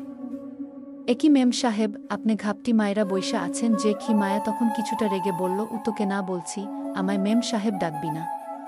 শুধু আপা ডাক নয় তো মায়াগু, সে যা ডাকমু আপনি যা কইবেন। কিন্তু ওদিকে মীর বাবু বৌদ্ধ বিদেশ চইলা যাইব, সেই কথাবার্তা চলতেছে। কি কথাটি শোনামাত্রই মায়া উঠে দাঁড়াল। তার হৃদয়ে কিছুটা ধকধক শব্দ করল। এরপর বিছানা থেকে ওড়নাটা নিয়ে এলোমেলো চুলেই বৈঠকখানা চলে যায়। সেখানে উপস্থিত রাফিদ, মীর, জয়ন্তন, আমজাদ এবং থমাস। রাফিদ মীরকে ঘুম থেকে ডেকে নিয়ে এসেছে তখন। এতক্ষণ বেশ আড্ডা জমিয়েছিল তারা। মায়াকে দেখে আমজাদ কাছে ডেকে নেয়। মায়ের ভালো মন্দ জিজ্ঞেস করে আমজাদ। মায়া কিছু না বলে আমজাদ এর কাঁধে মাথা রাখে। তখন জয়ন্তন আমজাদকে লক্ষ্য করে নির্বিকার কণ্ঠে বলল, আমি বলি কি বাপ, মায়া অহন বড় হয়েছে, বিয়ার উপযুক্ত হয়েছে, ওরে যত তাড়াতাড়ি সম্ভব বিয়ে দেওয়ানের ব্যবস্থা কর। তখন থমাস জয়ন্তনের রেশ টেনে বলল, তাহলে আরও ভালো হবে, আমরা মায়ের বিয়েটা দেখেই যেতে পারব। কি বলিস মীর? মীর বেশ উৎফুল্ল হয়ে বলল, এটা দারুণ সংবাদ, আমিও এটাই চাই। মেয়েদের বিয়ে হয়ে গেলেই ঝামেলা মুক্ত। আমজাদ কয়েক সেকেন্ড চুপ থেকে বলল, আমাকে ভাবতে হবে, বিয়ের ব্যাপার স্যাপার তো এত ভাবন লাগবো না, যা করবি তাড়াতাড়ি বলে জয়ন্তন পান মুখে দিল। মায়া কোনো জবাব দিল না, সে বিয়ের জন্য অপ্রস্তুত। কিন্তু জয়ন্তন গতকাল রাতের ঘটনা কাউকে বলেনি, এটাও মায়ের কাছে অস্বাভাবিক মনে হচ্ছে। সেই ঘটনা ঘিরেই জয়ন্তন বিয়ের কথা বলেছে সে নিশ্চিত। কিন্তু গতকালের ঘটনা জেনে সকলের চুপ থাকার কথা নয়। তাদের আলাপ আলোচনার মাঝেই তিনজন অনুচারী উপস্থিত হয়। এসে আমজাদ চৌধুরীকে লক্ষ্য করে বলল, ও সর্দার, দুজন লোক আসছে, আপনার খোঁজ করছে। কারা? শহর থেকে আসছে। কারা জানি না। এরপর আমজাদ সহ বাকিরা ঘরের বাইরে বের হয়। রান্নাঘর থেকে শালুক এবং শাহানারা সহ সবাই ঘরের বাইরে উপস্থিত হয়। তাদের সামনে একটি মার্সিডিজ গাড়ি থেকে দুজন লোক নেমে আসে। একজন, এর বয়স ৩০ থেকে ৩৩ বছরের মধ্যে, লম্বাটে দেহবিন্যাস, মাঝারি কায়দা, সুশৃঙ্খল শরীর, অদ্ভুত আকর্ষণীয় ভঙ্গি, উজ্জ্বল ত্বক, তীক্ষ্ণ চোখ যা মুহূর্তেই মানুষকে পর্যবেক্ষণ করতে পারে, সরু ও ধারালো নাক, হালকা দাড়ি যা তাকে বেশি গম্ভীর ও অভিজাত দেখায়, মাথায় একটি ফেডোরা পরা, চোখের রং বাদামি, ফিটিং হালকা ধূসর সাদা শার্টের উপর কালো গা নেকটাই দিয়ে, তার উপর হালকা চারকোল গ্রে ব্লেজার, সাথে ফিটেড ট্রাউজার সাধারণত ডার্ক কালার, পায়ে কালো চামড়ার ক্লাসিক লোহিল বুট। তার সাথে জন ওনার সহকারী। দেখে বোঝা যাচ্ছে আমজাদ সহ সবাই তার দিকে এগিয়ে গেল। আমজাদ আগ বাড়িয়ে জিজ্ঞেস করল, আপনি কে? যুবকটি আমজাদ এর দিকে হাত বাড়িয়ে দিল। আমি ডিটেকটিভ আহির মির্জা। গত 4 দিন আগে পশ্চিম পাড়ায় একজন লোককে ঘর থেকে ডেকে নিয়ে মেরে ফেলেছে একদল লোক। আমি সেই খুনের তদন্ত করতে এসেছি। খুনের কথাটি শুনে আমজাদ বিস্মিত হয়ে গেল, দৃষ্টি এদিক সেদিক করল। তখন তার ম্যানেজার উপস্থিত হয়। সে আমজাদের গা ঘেঁষে বলল, ঘটনাটি আমি আগেই জানতে পেরেছি, কিন্তু আপনি গ্রামের বাইরে থাকা জানাইনি গিয়ে। আমজাদ আহিরকে লক্ষ্য সম্মানের সাথে বলল, আপনি ভেতরে চলুন গো। আহির সহ সকলে ভেতরে গেল। রাফিদ এবং মীর দুজনে ঘরের সামনে দাঁড়িয়ে আছে।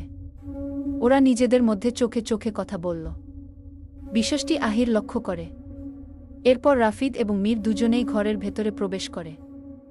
গত 3 দিন আগে ডিটেকটিভ আহির মির্জার কাছে সংবাদ পৌঁছে আলিমনগর একটি অনাকাঙ্ক্ষিত খুন হয়েছে। সে তখন থেকেই হকচকিত হয়ে আছে। এরপর মনস্থির করে সে আলিমনগর যাবে। আলিমনগর এসে পৌঁছেছে সেই সকালে। সকাল থেকে এখন পর্যন্ত শুধু একে ওকে জিজ্ঞাসাবাদ করেছে। তখন এক বয়স্ক লোক সংবাদ দেয় যে খুন হয়েছে তিনি আমজাদ চৌধুরী এর একটি কারখানায় কাজ করে। আলিমনগর তাঁতের শাড়ি তৈরি করা একটি কারখানা আছে। সেখানে প্রায় 100 জন শ্রমিক কাজ করেন। মহিলারা আছে বেশ কজন, যাদের দায়িত্ব নেয়ার মতো কেউ নেই, না বাপ, না স্বামী, না ছেলে সন্তান। সে সূত্র ধরে আহির মির্জা তদন্ত করার জন্য জমিদার বাড়িতে উপস্থিত হয়। বৈঠকখানায় বসে আছে পুরুষেরা। আমজাদ, থমাস, আমজাদ এর ম্যানেজার আবুল কালাম, তার সাথে মীর এবং রাফিদ। সোফার অপর প্রান্তে আহির মির্জা, পেছনে তার সহকারী দাঁড়ানো। বুলবুল এসে চা রাখল মাঝের টেবিলে। আহির তখন মাথা থেকে ফেডোরা খুলে ফেলল। এরপর শান্ত মস্তিষ্কে আমজাদ চৌধুরীর দিকে তাকিয়ে বলল, মি চৌধুরী, শ্রমিক মিলন আপনার কারখানায় কতদিন যাবৎ কাজ করছিল? এই প্রায় 6 বছর। 6 বছরে আপনি তাকে কখনো দেখেছেন তাকে কারো সাথে ঝগড়াঝাটি করতে, অথবা তার কোনো শত্রুতা আছে কিনা কারো? পায়ের উপর পা তুলে বসে আহির। আমজাদ ভেবে জবাব দিল, আমার জানামতে নেই। আর ও তো খুব ভালো মানুষ ছিল। তাছাড়া আমি তো ব্যবসার কাজে থাইল্যান্ডে ছিলাম দীর্ঘ বছর। তাহলে আপনার কারখানাকে সামলাতো? আমজাদ ঘুরে রাফিদের দিকে দেখল। আমার ছেলে এবং ম্যানেজার। বাকি দেখভাল এর জন্য অনুচারীগণ আছে কি? এরপর আমজাদ নাকের এবং কপালের বিন্দু বিন্দু ঘাম মুছে। আহির কয়েক সেকেন্ড নীরব রইল। এরপর টেবিল থেকে চাটা হাতে তুলে নিল। চায়ে চুমুক দিয়ে বলল, কি কোনো প্রশ্নের জবাবে যখন কেউ মিথ্যা বলে তখন তার নাকে ঘাম জমে। কি বলতে চাইছেন আপনি? রাফিদ উৎকণ্ঠিত হল। আমজাদ হাতের ইশারা করে চুপ করতে বল রাফিদকে। আহির চায়ের কাপ টেবিলে রেখে দেয়া। তুমি নিশ্চয়ই রাফিদ? যুবক বয়স, তাজা রক্ত। আমার আর তোমার বয়স একই হয়ে থাকবে। রাফিদ কিছু বলল না। আহির পুনরায় জিজ্ঞেস করল, বোনকে নিশ্চয়ই খুব ভালোবাসো? বিচক্ষণ প্রশ্ন আহির এর। রাফিদ একবার মীর এর দিকে দেখে বলল, বোনকে তার ভাই ভালোবাসবে, এটাই স্বাভাবিক। কিন্তু আমার বোন আছে, সেটা আপনি কিভাবে জানলেন? আহির এবার হেসে উঠল সশব্দে। তার হাসি দেখে সবাই স্তম্ভিত হল। জয়ন্তন দোতলার রেলিং ধরে দাঁড়িয়ে আছে। সে শুনছে তাদের কথোপকথন। তার পাশে ঠিক কয়েক হাত দূরে মায়াও রেলিং ধরে দাঁড়িয়ে আছে। মায়া, সেও শুনছে ডিটেকটিভ আহিরের সাথে সবার কথোপকথন। জয়ন্তন ঘুরে মায়ের দিকে দেখল। মায়াও তার দিকে তাকিয়ে চোখে চোখ মিলাল। আহির হাসি থামায়। হাসলেন কেন? মীর প্রশ্ন করল। আমি এখানে এসেছি তদন্ত করার জন্য। কিন্তু তার মানে এই নয় যে আমি কিছু জানি না। আপনাদের সমস্ত তথ্য আমার কাছে আছে কি? থেমে গেল আহির। ততক্ষণে সকলে একে অপরের সাথে চাওয়াচাওয়ি করল। আহির আবার বলল, পূর্ব জমিদার বংশের অনেক ঘটনা শুনেছি। তা থেকে বুঝতে পারলাম জমিদার বংশের অনেক সংস্কার। সংস্কারের বাইরে গেলে এর পরিণতি ভালো হয় না। যাকে সেসব দিয়ে আমি কি করব? আচ্ছা রাফিদ, তোমার কি মনে হয় কে বা কারা শ্রমিক মিলনকে হত্যা করেছে? রাফিদ কিছুটা অপ্রতিভ হয়ে জবাব দিল, তা আমি কিভাবে জানব? আর কারা এরকম করতে পারে আমার তা ধারণার বাইরে। বলা মুশকিল গু। আহির একটু হেয়ালিপূর্ণভাবে বলল, মুশকিল প্রশ্ন, দূর এবং জবাব মেলাতেই তো আমি এসেছি গু। আমজাদ কিছু ভেবে বলল, আপনার তদন্ত করতে কতদিন সময় লাগবে? যতদিন না সত্যটা উন্মোচন করতে না পারব। সোজাসাপটা জবাব যেন আহিরের। আমজাদ বলল, যতদিন না আপনার তদন্ত উদ্ঘাটন না হয় ততদিন পর্যন্ত আপনি এখানে থাকবেন গু। আমজাদ থেমে বুলবুলকে লক্ষ্য করে বলল, বুলবুল, ওনাদের জিনিসপত্রগুলো অতিথিঘরে দিয়ে আয়। এরপর আহিরের দিকে তাকিয়ে বলল, আর কিছু জানার আছে? এই মুহূর্তে বিশ্রাম দরকার। যদি মস্তিষ্কে বেশি চাপ পড়ে তবে ধারণ ক্ষমতা লোপ পাবে। আমার সময়মতো যখন তখন জিজ্ঞেস করে নেব যা জানার বাকি। এখন যাই বলে উঠে দোতলার দিকে যেতেই থমকে দাঁড়ায়। ঘুরে তাকাল মীরের দিকে। তাকে জিজ্ঞেস করল, তুমি কে? আমি মীর জাফান শন। এখানে বেড়াতে এসেছি গু। আহির চলে যায় অতিথি ঘরে, সাথে তার সহকারী। মীরকে প্রশ্ন করার বিষয়টি থমাসের ভাল লাগেনি। সে কোনোভাবেই চান না তার ছেলে বিনা কারণে হয়রানির শিকার হোক। থমাস আমজাদকে ভরসা দিয়ে বলল, চিন্তা করিস না এসব নিয়ে। খুনটা কে বা কারা করল তা তদন্ত করলে বিষয়টি পরিষ্কার হয়ে যাবে। তুমি তো জানো থমাস, আমি আমার শ্রমিকদের ভালোবাসি। ওর প্রাণটা চলে গেল, তার উপর আমার কারখানা। না জানি দুর্নাম ছড়িয়ে পড়ে। এরকম কিছুই হবে না। সাহস রাখো। আহির খুব বুদ্ধিমান। সে ঠিকই সব রহস্য উন্মোচন করবে গে। তাই যেন হয়। দিন ফুরিয়ে একটা সুন্দর বিকেলের আগমন ঘটল। আকাশে তখন হালকা কমলা রঙের আভা, যেন সূর্য বিদায়ের আগে পৃথিবীকে শেষবার ছুঁয়ে দিতে চায়। চারদিক জুড়ে মৃদু হাওয়া, পাতার মর্মর শব্দে মন ভরে যায়। দূরে কোনো নাম না জানা পাখি ডাকছে টানা সুরে, যেন দিনের শেষে সেও ঘরে ফিরছে। দূর দূরে গাছের নিচে শিশুরা হাসি চিৎকারে দৌড়ঝাঁপ করছে। মাঠের ধারে কয়েকজন কৃষক ক্লান্ত শরীর নিয়ে বসে বিশ্রাম নিচ্ছে। কারো হাতে চায়ের কাপ, কারো চোখে তৃপ্তি। পুকুরের জলে সূর্যের শেষ আলো ঝলমল করছে, জলটা যেন সোনায় মিশে গেছে। বাতাসে এক ধরনের শান্তি, মাটির গন্ধে এক অদ্ভুত প্রশান্তি। সব মিলিয়ে বিকেলটা এমন যে মনে হয় পৃথিবী যেন একটু থেমে গেছে, শুধু নিঃশব্দে বলছে, আজকের দিনটা সত্যিই সুন্দর। কিন্তু মায়ার ফের বলতে ইচ্ছে করছে, না, দিনটা সুন্দর নয়, বরং নিজেকে বিষিয়ে তোলার মতো একটি দিন। মায়া বাড়ির বাগানে বসে আছে। সকালে হঠাৎ তার বিয়ের আলোচনা করেছে সকলে। সবার অভিব্যক্তি দেখে তখন বোঝা গিয়েছিল সবাই রাজি। আর মীর যেন একটু বেশিই খুশি। কিন্তু সে এখন বিয়ের জন্য প্রস্তুত নয়।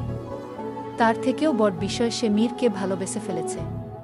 কিন্তু এটা কাউকে বলতেও পারছে না। মীর বৌদ্ধ তাকে ভালোবাসে না, সেটাও মায়া বুঝতে পারছে। সে বড্ড বিষণ্ণ হল। একটা মৃদু বাতাস আসে, তার চুল উড়িয়ে দিল। দূর থেকে পায়ের শব্দ এল, হয়তো তৃষ্ণা আসছে ডাকতে। কিন্তু মায়া উঠল না। বাগানের নিস্তব্ধতার ভেতর সে নিজের সঙ্গে কথা বলছিল, নিজের ভবিষ্যতের সঙ্গে এক অদৃশ্য লড়াই করছিল। মায়ের পাশের চেয়ারে এসে বসে মীর। মীর এর পরনে পাঞ্জাবি। সাদা পাঞ্জাবিতে মীরকে খুব সুদর্শন দেখায়, এটা বলেছে শালুক। তার উপর একটা শাল পেঁচিয়ে রেখেছে। দিনের শেষ প্রহরে শৈত্য প্রবাহ ধীরে ধীরে বেড়ে যায়।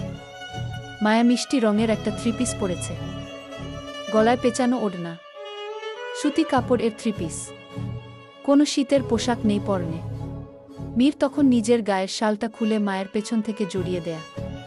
মায়া আকস্মিক অবাক হল। এতক্ষণ তার পাশে মীর ছিল, সে খেয়াল করেনি। মায়া মুখ ফিরিয়ে নিল। মীর আবিষ্ট কণ্ঠে বলল, বিয়ের কনে রাগ করে আছে দেখছি। বিয়ের কনেকে সবসময় হাসি খুশি থাকতে হয়। আমার বিয়ে নিয়ে আপনার ভাবতে হবে না। তা কি করে হয়? আমার তোমার বিয়ে নিয়ে অনেক শখ আছে।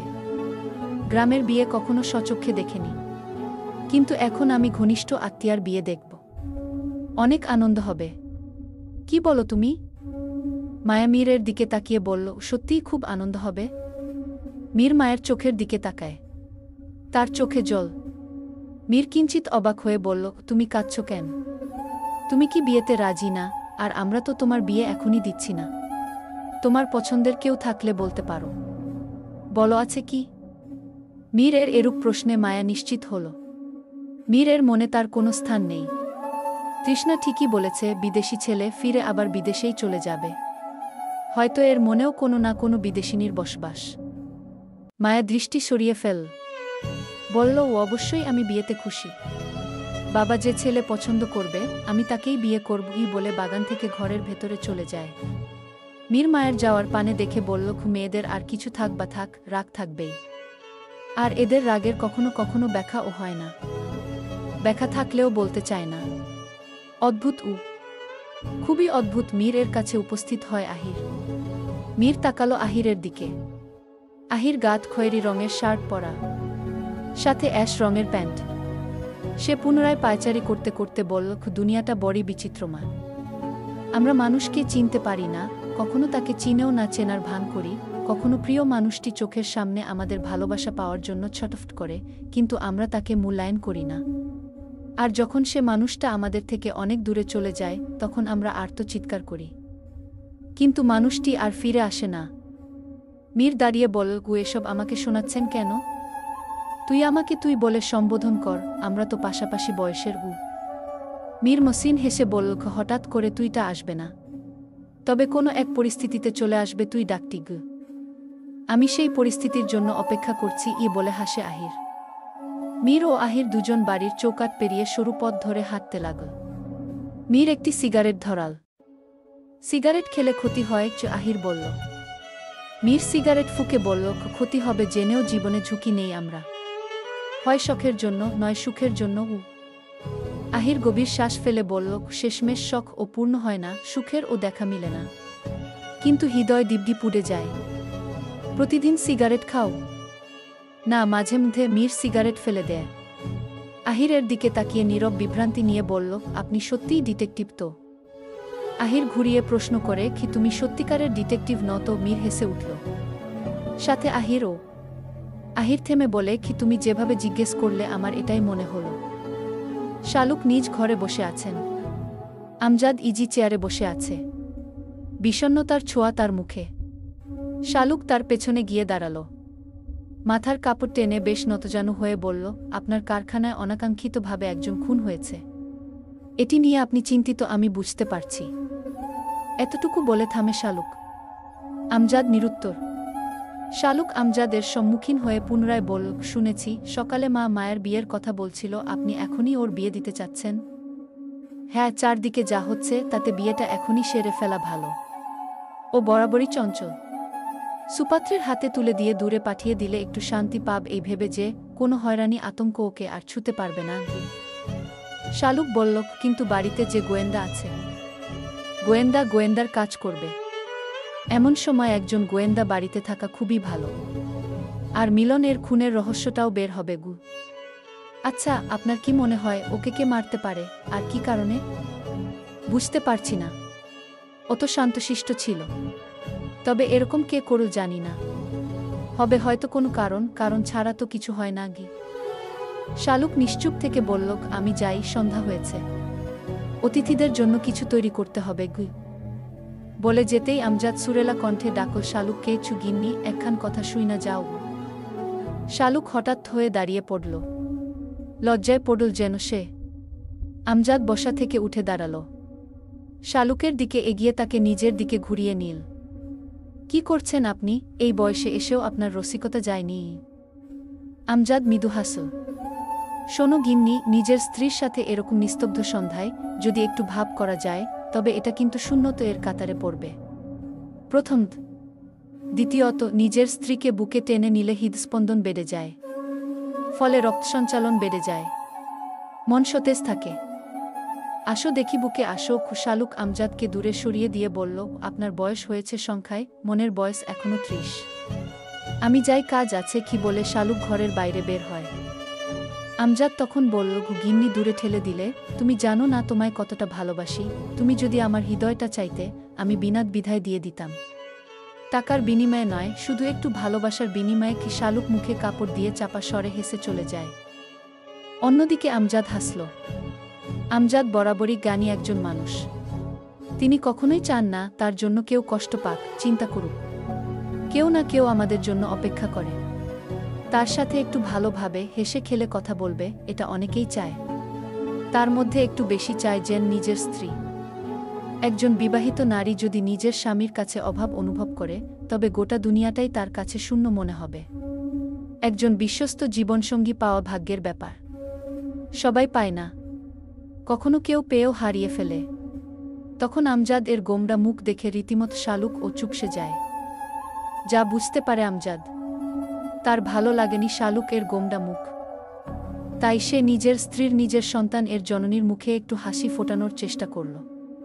কোনো স্বামী যদি ঘুম থেকে উঠে নিজের স্ত্রীর কপালে চুমু খেয়ে বলে, আজকে সারাদিনটা আমার ভালো কাটবে, কেননা ঘুম থেকে উঠেই যে সর্বপ্রথম তোমার মুখ দেখেছি। বিশ্বাস করুন, এতে স্বামীর দিনটা ভালো যাক বা না যাক, কিন্তু একজন স্ত্রীর সারাটা দিন ভালো কাটে। সন্ধ্যা হয়ে এলো। আহির এবং মীর হাঁটতে হাঁটতে অনেকটা দূরে চলে যায়। একটা টং দোকানের সামনে দুজন বসে। কিছু লোক চা খাচ্ছে। মীর 2 কাপ চা চাইল। দোকানি চা বানিয়ে দেয়। 2 কাপ রং চা। আহির চায়ে চুমুক দিল। মীর বল, ও আপনি বিয়ে করেছেন? না। কেন? ভালোবাসিনি কখনো কাউকে। কি তাহলে পারিবারিকভাবে বিয়েটা করে নেন। বিয়ে না করলে তো জীবনটা অসম্পূর্ণ থেকে যাবে। এত টাকা পয়সা খ্যাতি দিয়ে কি হবে গু? আহির হাসে। তার হাসিতে লুকিয়ে রহস্য। মনের মতো মেয়ে পেলে ভেবে দেখব। এই গ্রামে অনেক মেয়ে আছে, কাউকে পছন্দ হলে বলবেন, আমি ঘটক পাঠাবো। কি বলা শেষে দুজনেই হাসে। চা শেষ করল। মীর দোকানিকে টাকা পরিশোধ করল। এরপর বাড়ির উদ্দেশ্যে রওনা হয়। মীর তারা দিলকু দ্রুত যেতে হবে। একটা বাহন হলে ভালো হতো বলে আশেপাশে তাকাল মীর। কোথায় যাবে? আমি আর রাফিদ একটু বের হব, দরকারি কাজে। আপনাকে পরে বলবো। এরপর একটি ঘোড়ার গাড়ি চোখে পড়ে। জমিদার বাড়ির রাস্তার দিকেই যাচ্ছে। মীর দাঁত করিয়ে দেয়।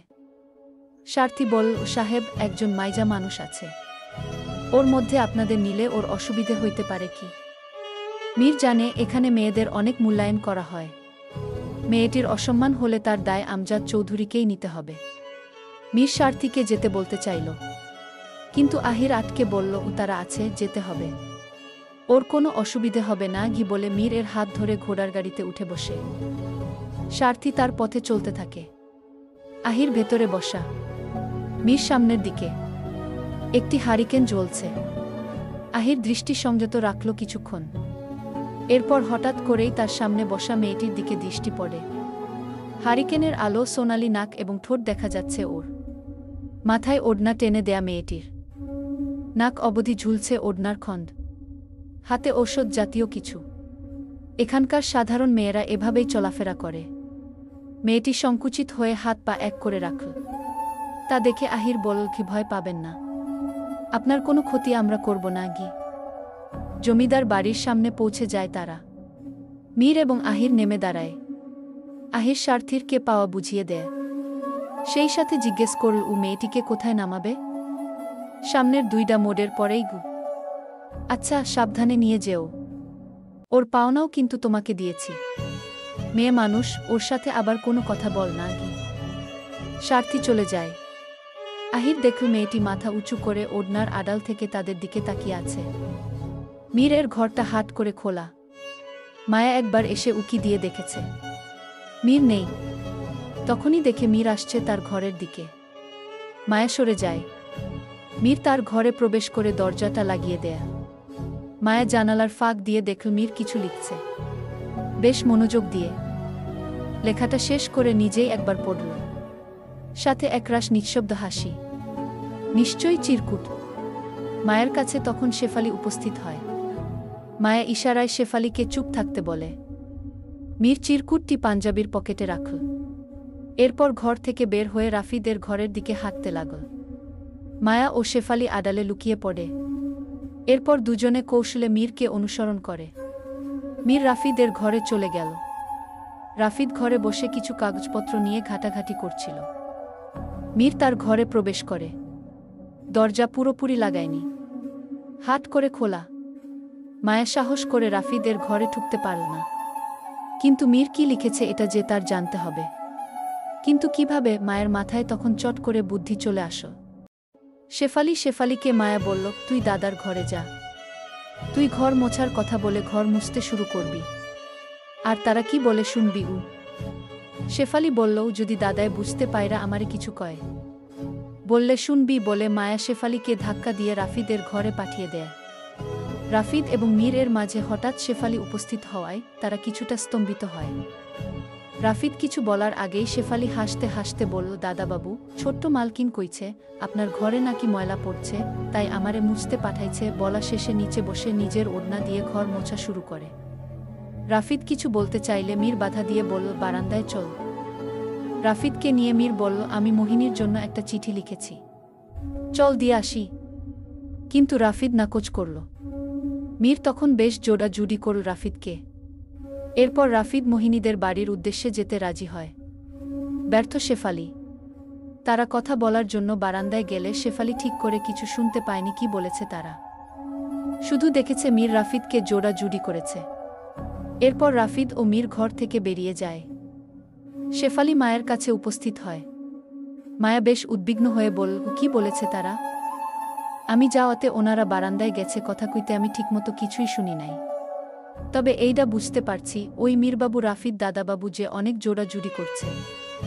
মায়া এমন কথা শুনে বলল, চল আজ ওদের পিছু নেব, দেখব ওরা কোথায় যায়। কিন্তু বাড়ির কেউ যদি টের পায়, কেউ কিছু বুঝতে পারবে না। চল। ঘরের বাইরে গাড়ি রাখা। আজ আর অশ্ব নিয়ে তারা বের হয়নি, গাড়ি নিয়ে বের হয়। মীর ড্রাইভিং সিটে, রাফিদ পাশে। তারা বাড়ির চৌকাঠ পেরিয়ে চলে যায়। তাদের পিছু নিয়ে মায়া ও শেফালি। তারা অশ্ব নিয়ে বের হয়। শেফালি প্রথমবার অশ্বের পিঠে চেপেছে, খুব ভয় পায় সে, কিন্তু মায়া খুব জোর করল। এরপর তারাও চলে যায় বাড়ির চৌকাঠ পেরিয়ে। বিশ্বষ্টি লক্ষ্য করে আহির মির্জা বাড়ির সামনে বসা ছিল। সে সিগারেট টানছিল। যত দ্রুত সম্ভব মিলন এর কেসটি সমাধান করতে হবে, এরপর শহরে ফিরতে হবে তার। কিন্তু কেসটি তার কাছে একটু জটিল মনে হল অন্যান্য কেসের তুলনা। মিলনের হত্যাকাণ্ডের বিষয়টি ঘিরে এখন পর্যন্ত সে জমিদার বাড়ির লোকদেরই সন্দেহ করছে, কিন্তু কতটুকু তার সন্দেহ সঠিক তা যে জানতে হবে। সিগারেট ফেলে দেয়। এরপর তার গাড়ি নিয়ে বের হয় রাফিদ এবং মীরকে অনুসরণ করার জন্য। তখন মীর বলেছে একটা দরকারি কাজ আছে। কিন্তু কি জিজ্ঞেস করলে উত্তর মিলেনি। আহিরের সন্দেহ হয় আব্দুল মোতালেব হোসেন আজ বাড়িতে নেই, শহরে গেছেন কাজের জন্য। যাওয়ার আগে বারবার মোহিনীকে বলে গেছেন, যতদিন আমি না ফিরব ততদিন ঘরের বাইরে বের হবে না, কুঠুরি পর্যন্ত যাবে না। এখন ঘরে শুধু মোহিনীর মা। মোহিনী কথা শোনেনি তার বাবার। তার কাছে মেয়েরা নাচ শিখতে এসেছে, সে তালে তাল মিলিয়ে ওদের নাচ শেখাচ্ছে। চারপাশে মোমবাতি জ্বালিয়ে রাখা, সেই আলো ধরেই ওরা নাচছে।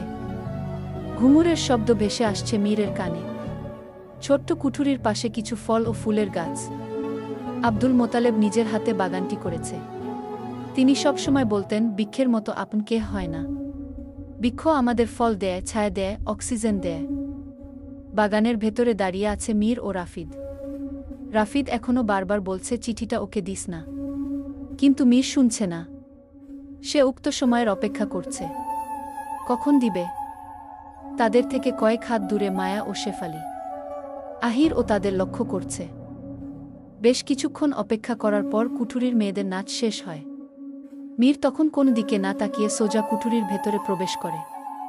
মোহিনী হাঁটু ভাঁজ করে বসে পা থেকে ঘুঙুর খুলছিল।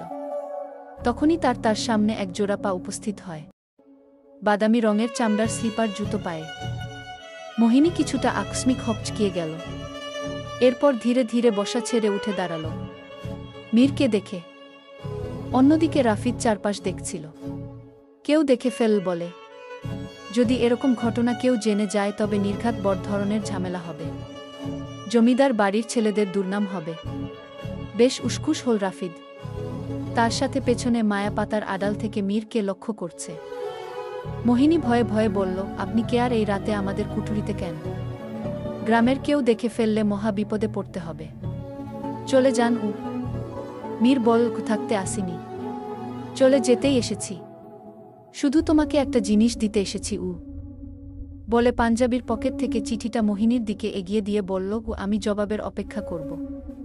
তুমি ভেবেচিন্তে তোমার মতামত জানিও। আজ রাতটাই তোমার সময়। যদি তোমার উত্তর সহনীয় হয় তবে আগামীকাল সন্ধ্যায় দিঘির পাড়ে এসো।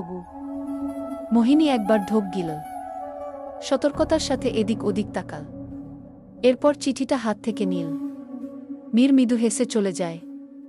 তখন মোহিনীর থেকে নাচ শিখতে আসা একজন মেয়ে বলল, তোমার রাজকপাল, জমিদার বাড়ির ছেলের বউ হবে। এই সুযোগ হাত ছাড়া কইরো না গে। পরদিন সকাল বেলা চারদিক জুড়ে নিস্তব্ধতা, কুয়াশা আর এক অদ্ভুত শীতল হাওয়া। আমিলনগড়ে গ্রামের নামের মধ্যেই যেন লুকিয়ে আছে কোনো পুরনো রহস্যের ছায়া। আহিরের ধারণা, কয়েকদিন আগেই এখানে ঘটেছিল এক অমানবিক হত্যাকাণ্ড। মৃত ব্যক্তির নাম মিলন। নম্র, শান্ত স্বভাবের মানুষ। গ্রামে কেউ তার সম্পর্কে খারাপ কিছু বলেনি কখনো। তাহলে মারল কে?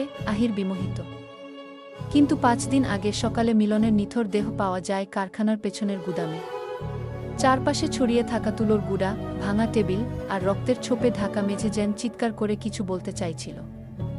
কারখানার ম্যানেজার আমজাদ চৌধুরীর ঘনিষ্ঠ আবুল কালাম, সে পুলিশকে জানিয়ে প্রথমেই নিজের নির্দোষিতা দাবি করেন।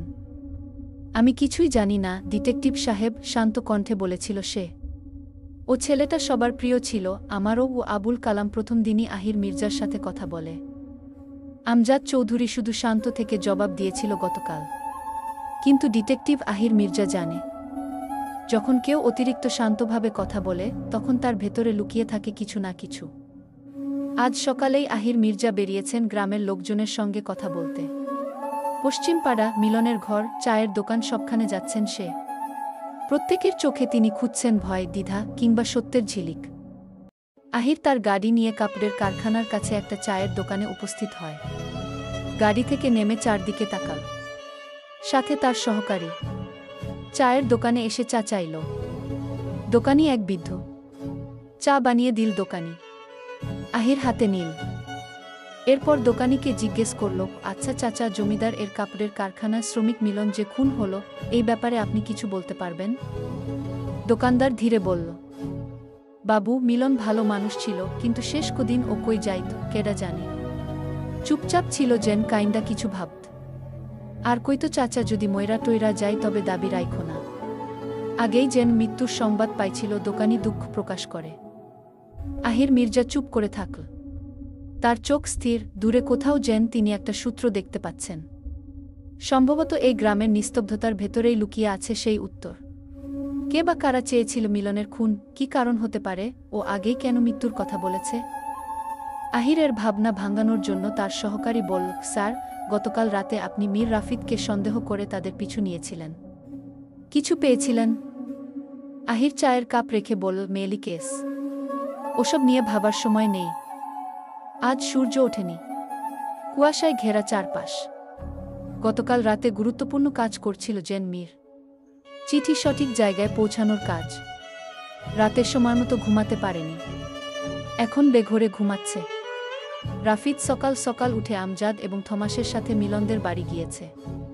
মীরকে ডেকেছিল, যায়নি। তখন তাকে ডাকতে হাজির হয় বুলবুল। বুলবুল পরপর কয়েকবার ডাকার পর মীর এর ঘুম ভাঙ্গে। জ্বালাচ্ছিস কেন এখান থেকে? আপনি পরে ঘুমান। ওদিকে অঘটন ঘটে গেছে কি বলতেই মীর লাফিয়ে উঠে বসল। কি হয়েছে? তখন বুলবুল হেসে হেসে মীরের পা টেপা শুরু করে এবং বলল, এটা না বললে তো আপনি ঘুম থেকে উঠতেন না। তুই আমার পেছনে কেন পড়ে আছিস কি মীর হামিতুল? আমি আপনার পেছন পড়ে নাই তো। আমা মালকিন বলছে সবার খেয়াল রাখতে, তাই খেয়াল রাখছি গু। আরে মদন, খেয়াল রাখতে বলছে, কাউকে লুকিয়ে লুকিয়ে অনুসরণ করতে বলেনি। বুলবুল মুখটা অন্ধকার করে ফেলল। ও মীরকে অনুসরণ করেছে, লুকিয়ে কথা শুনেছে, তা মীর জেনে গেল কিভাবে? মীর একটা সিগারেট ধরিয়ে ফুঁকে আচ্ছা, তোর মায়া আপামনি কি ঘুম থেকে উঠেছে? সংবাদটা দিমু তার আগে আমার একটা জিনিস চাই। কি চাই তোর আবার? টাকা। তুই টাকা দিয়ে কি করবি? মানুষের কতই তো শখ থাকে। আমার শখ, আমি শহরে ঘুরতে যামু, তাই টাকা জমাই। মীর মানি ব্যাগ থেকে টাকা বের করতে করতে বলল, টাকা দরকার বললেই হয়। বুলবুল টাকা হাতে পেয়ে বলল, গতকাল রাত থেকে মায়া আপামনির শরীরে জ্বর। মীর তীক্ষ্ণ কণ্ঠে বলল, কি বলছিস? আমায় আগে বলবি না গি? কেন আগে বললে আপনি জ্বর বুঝিয়ে আসতে দিতেন না?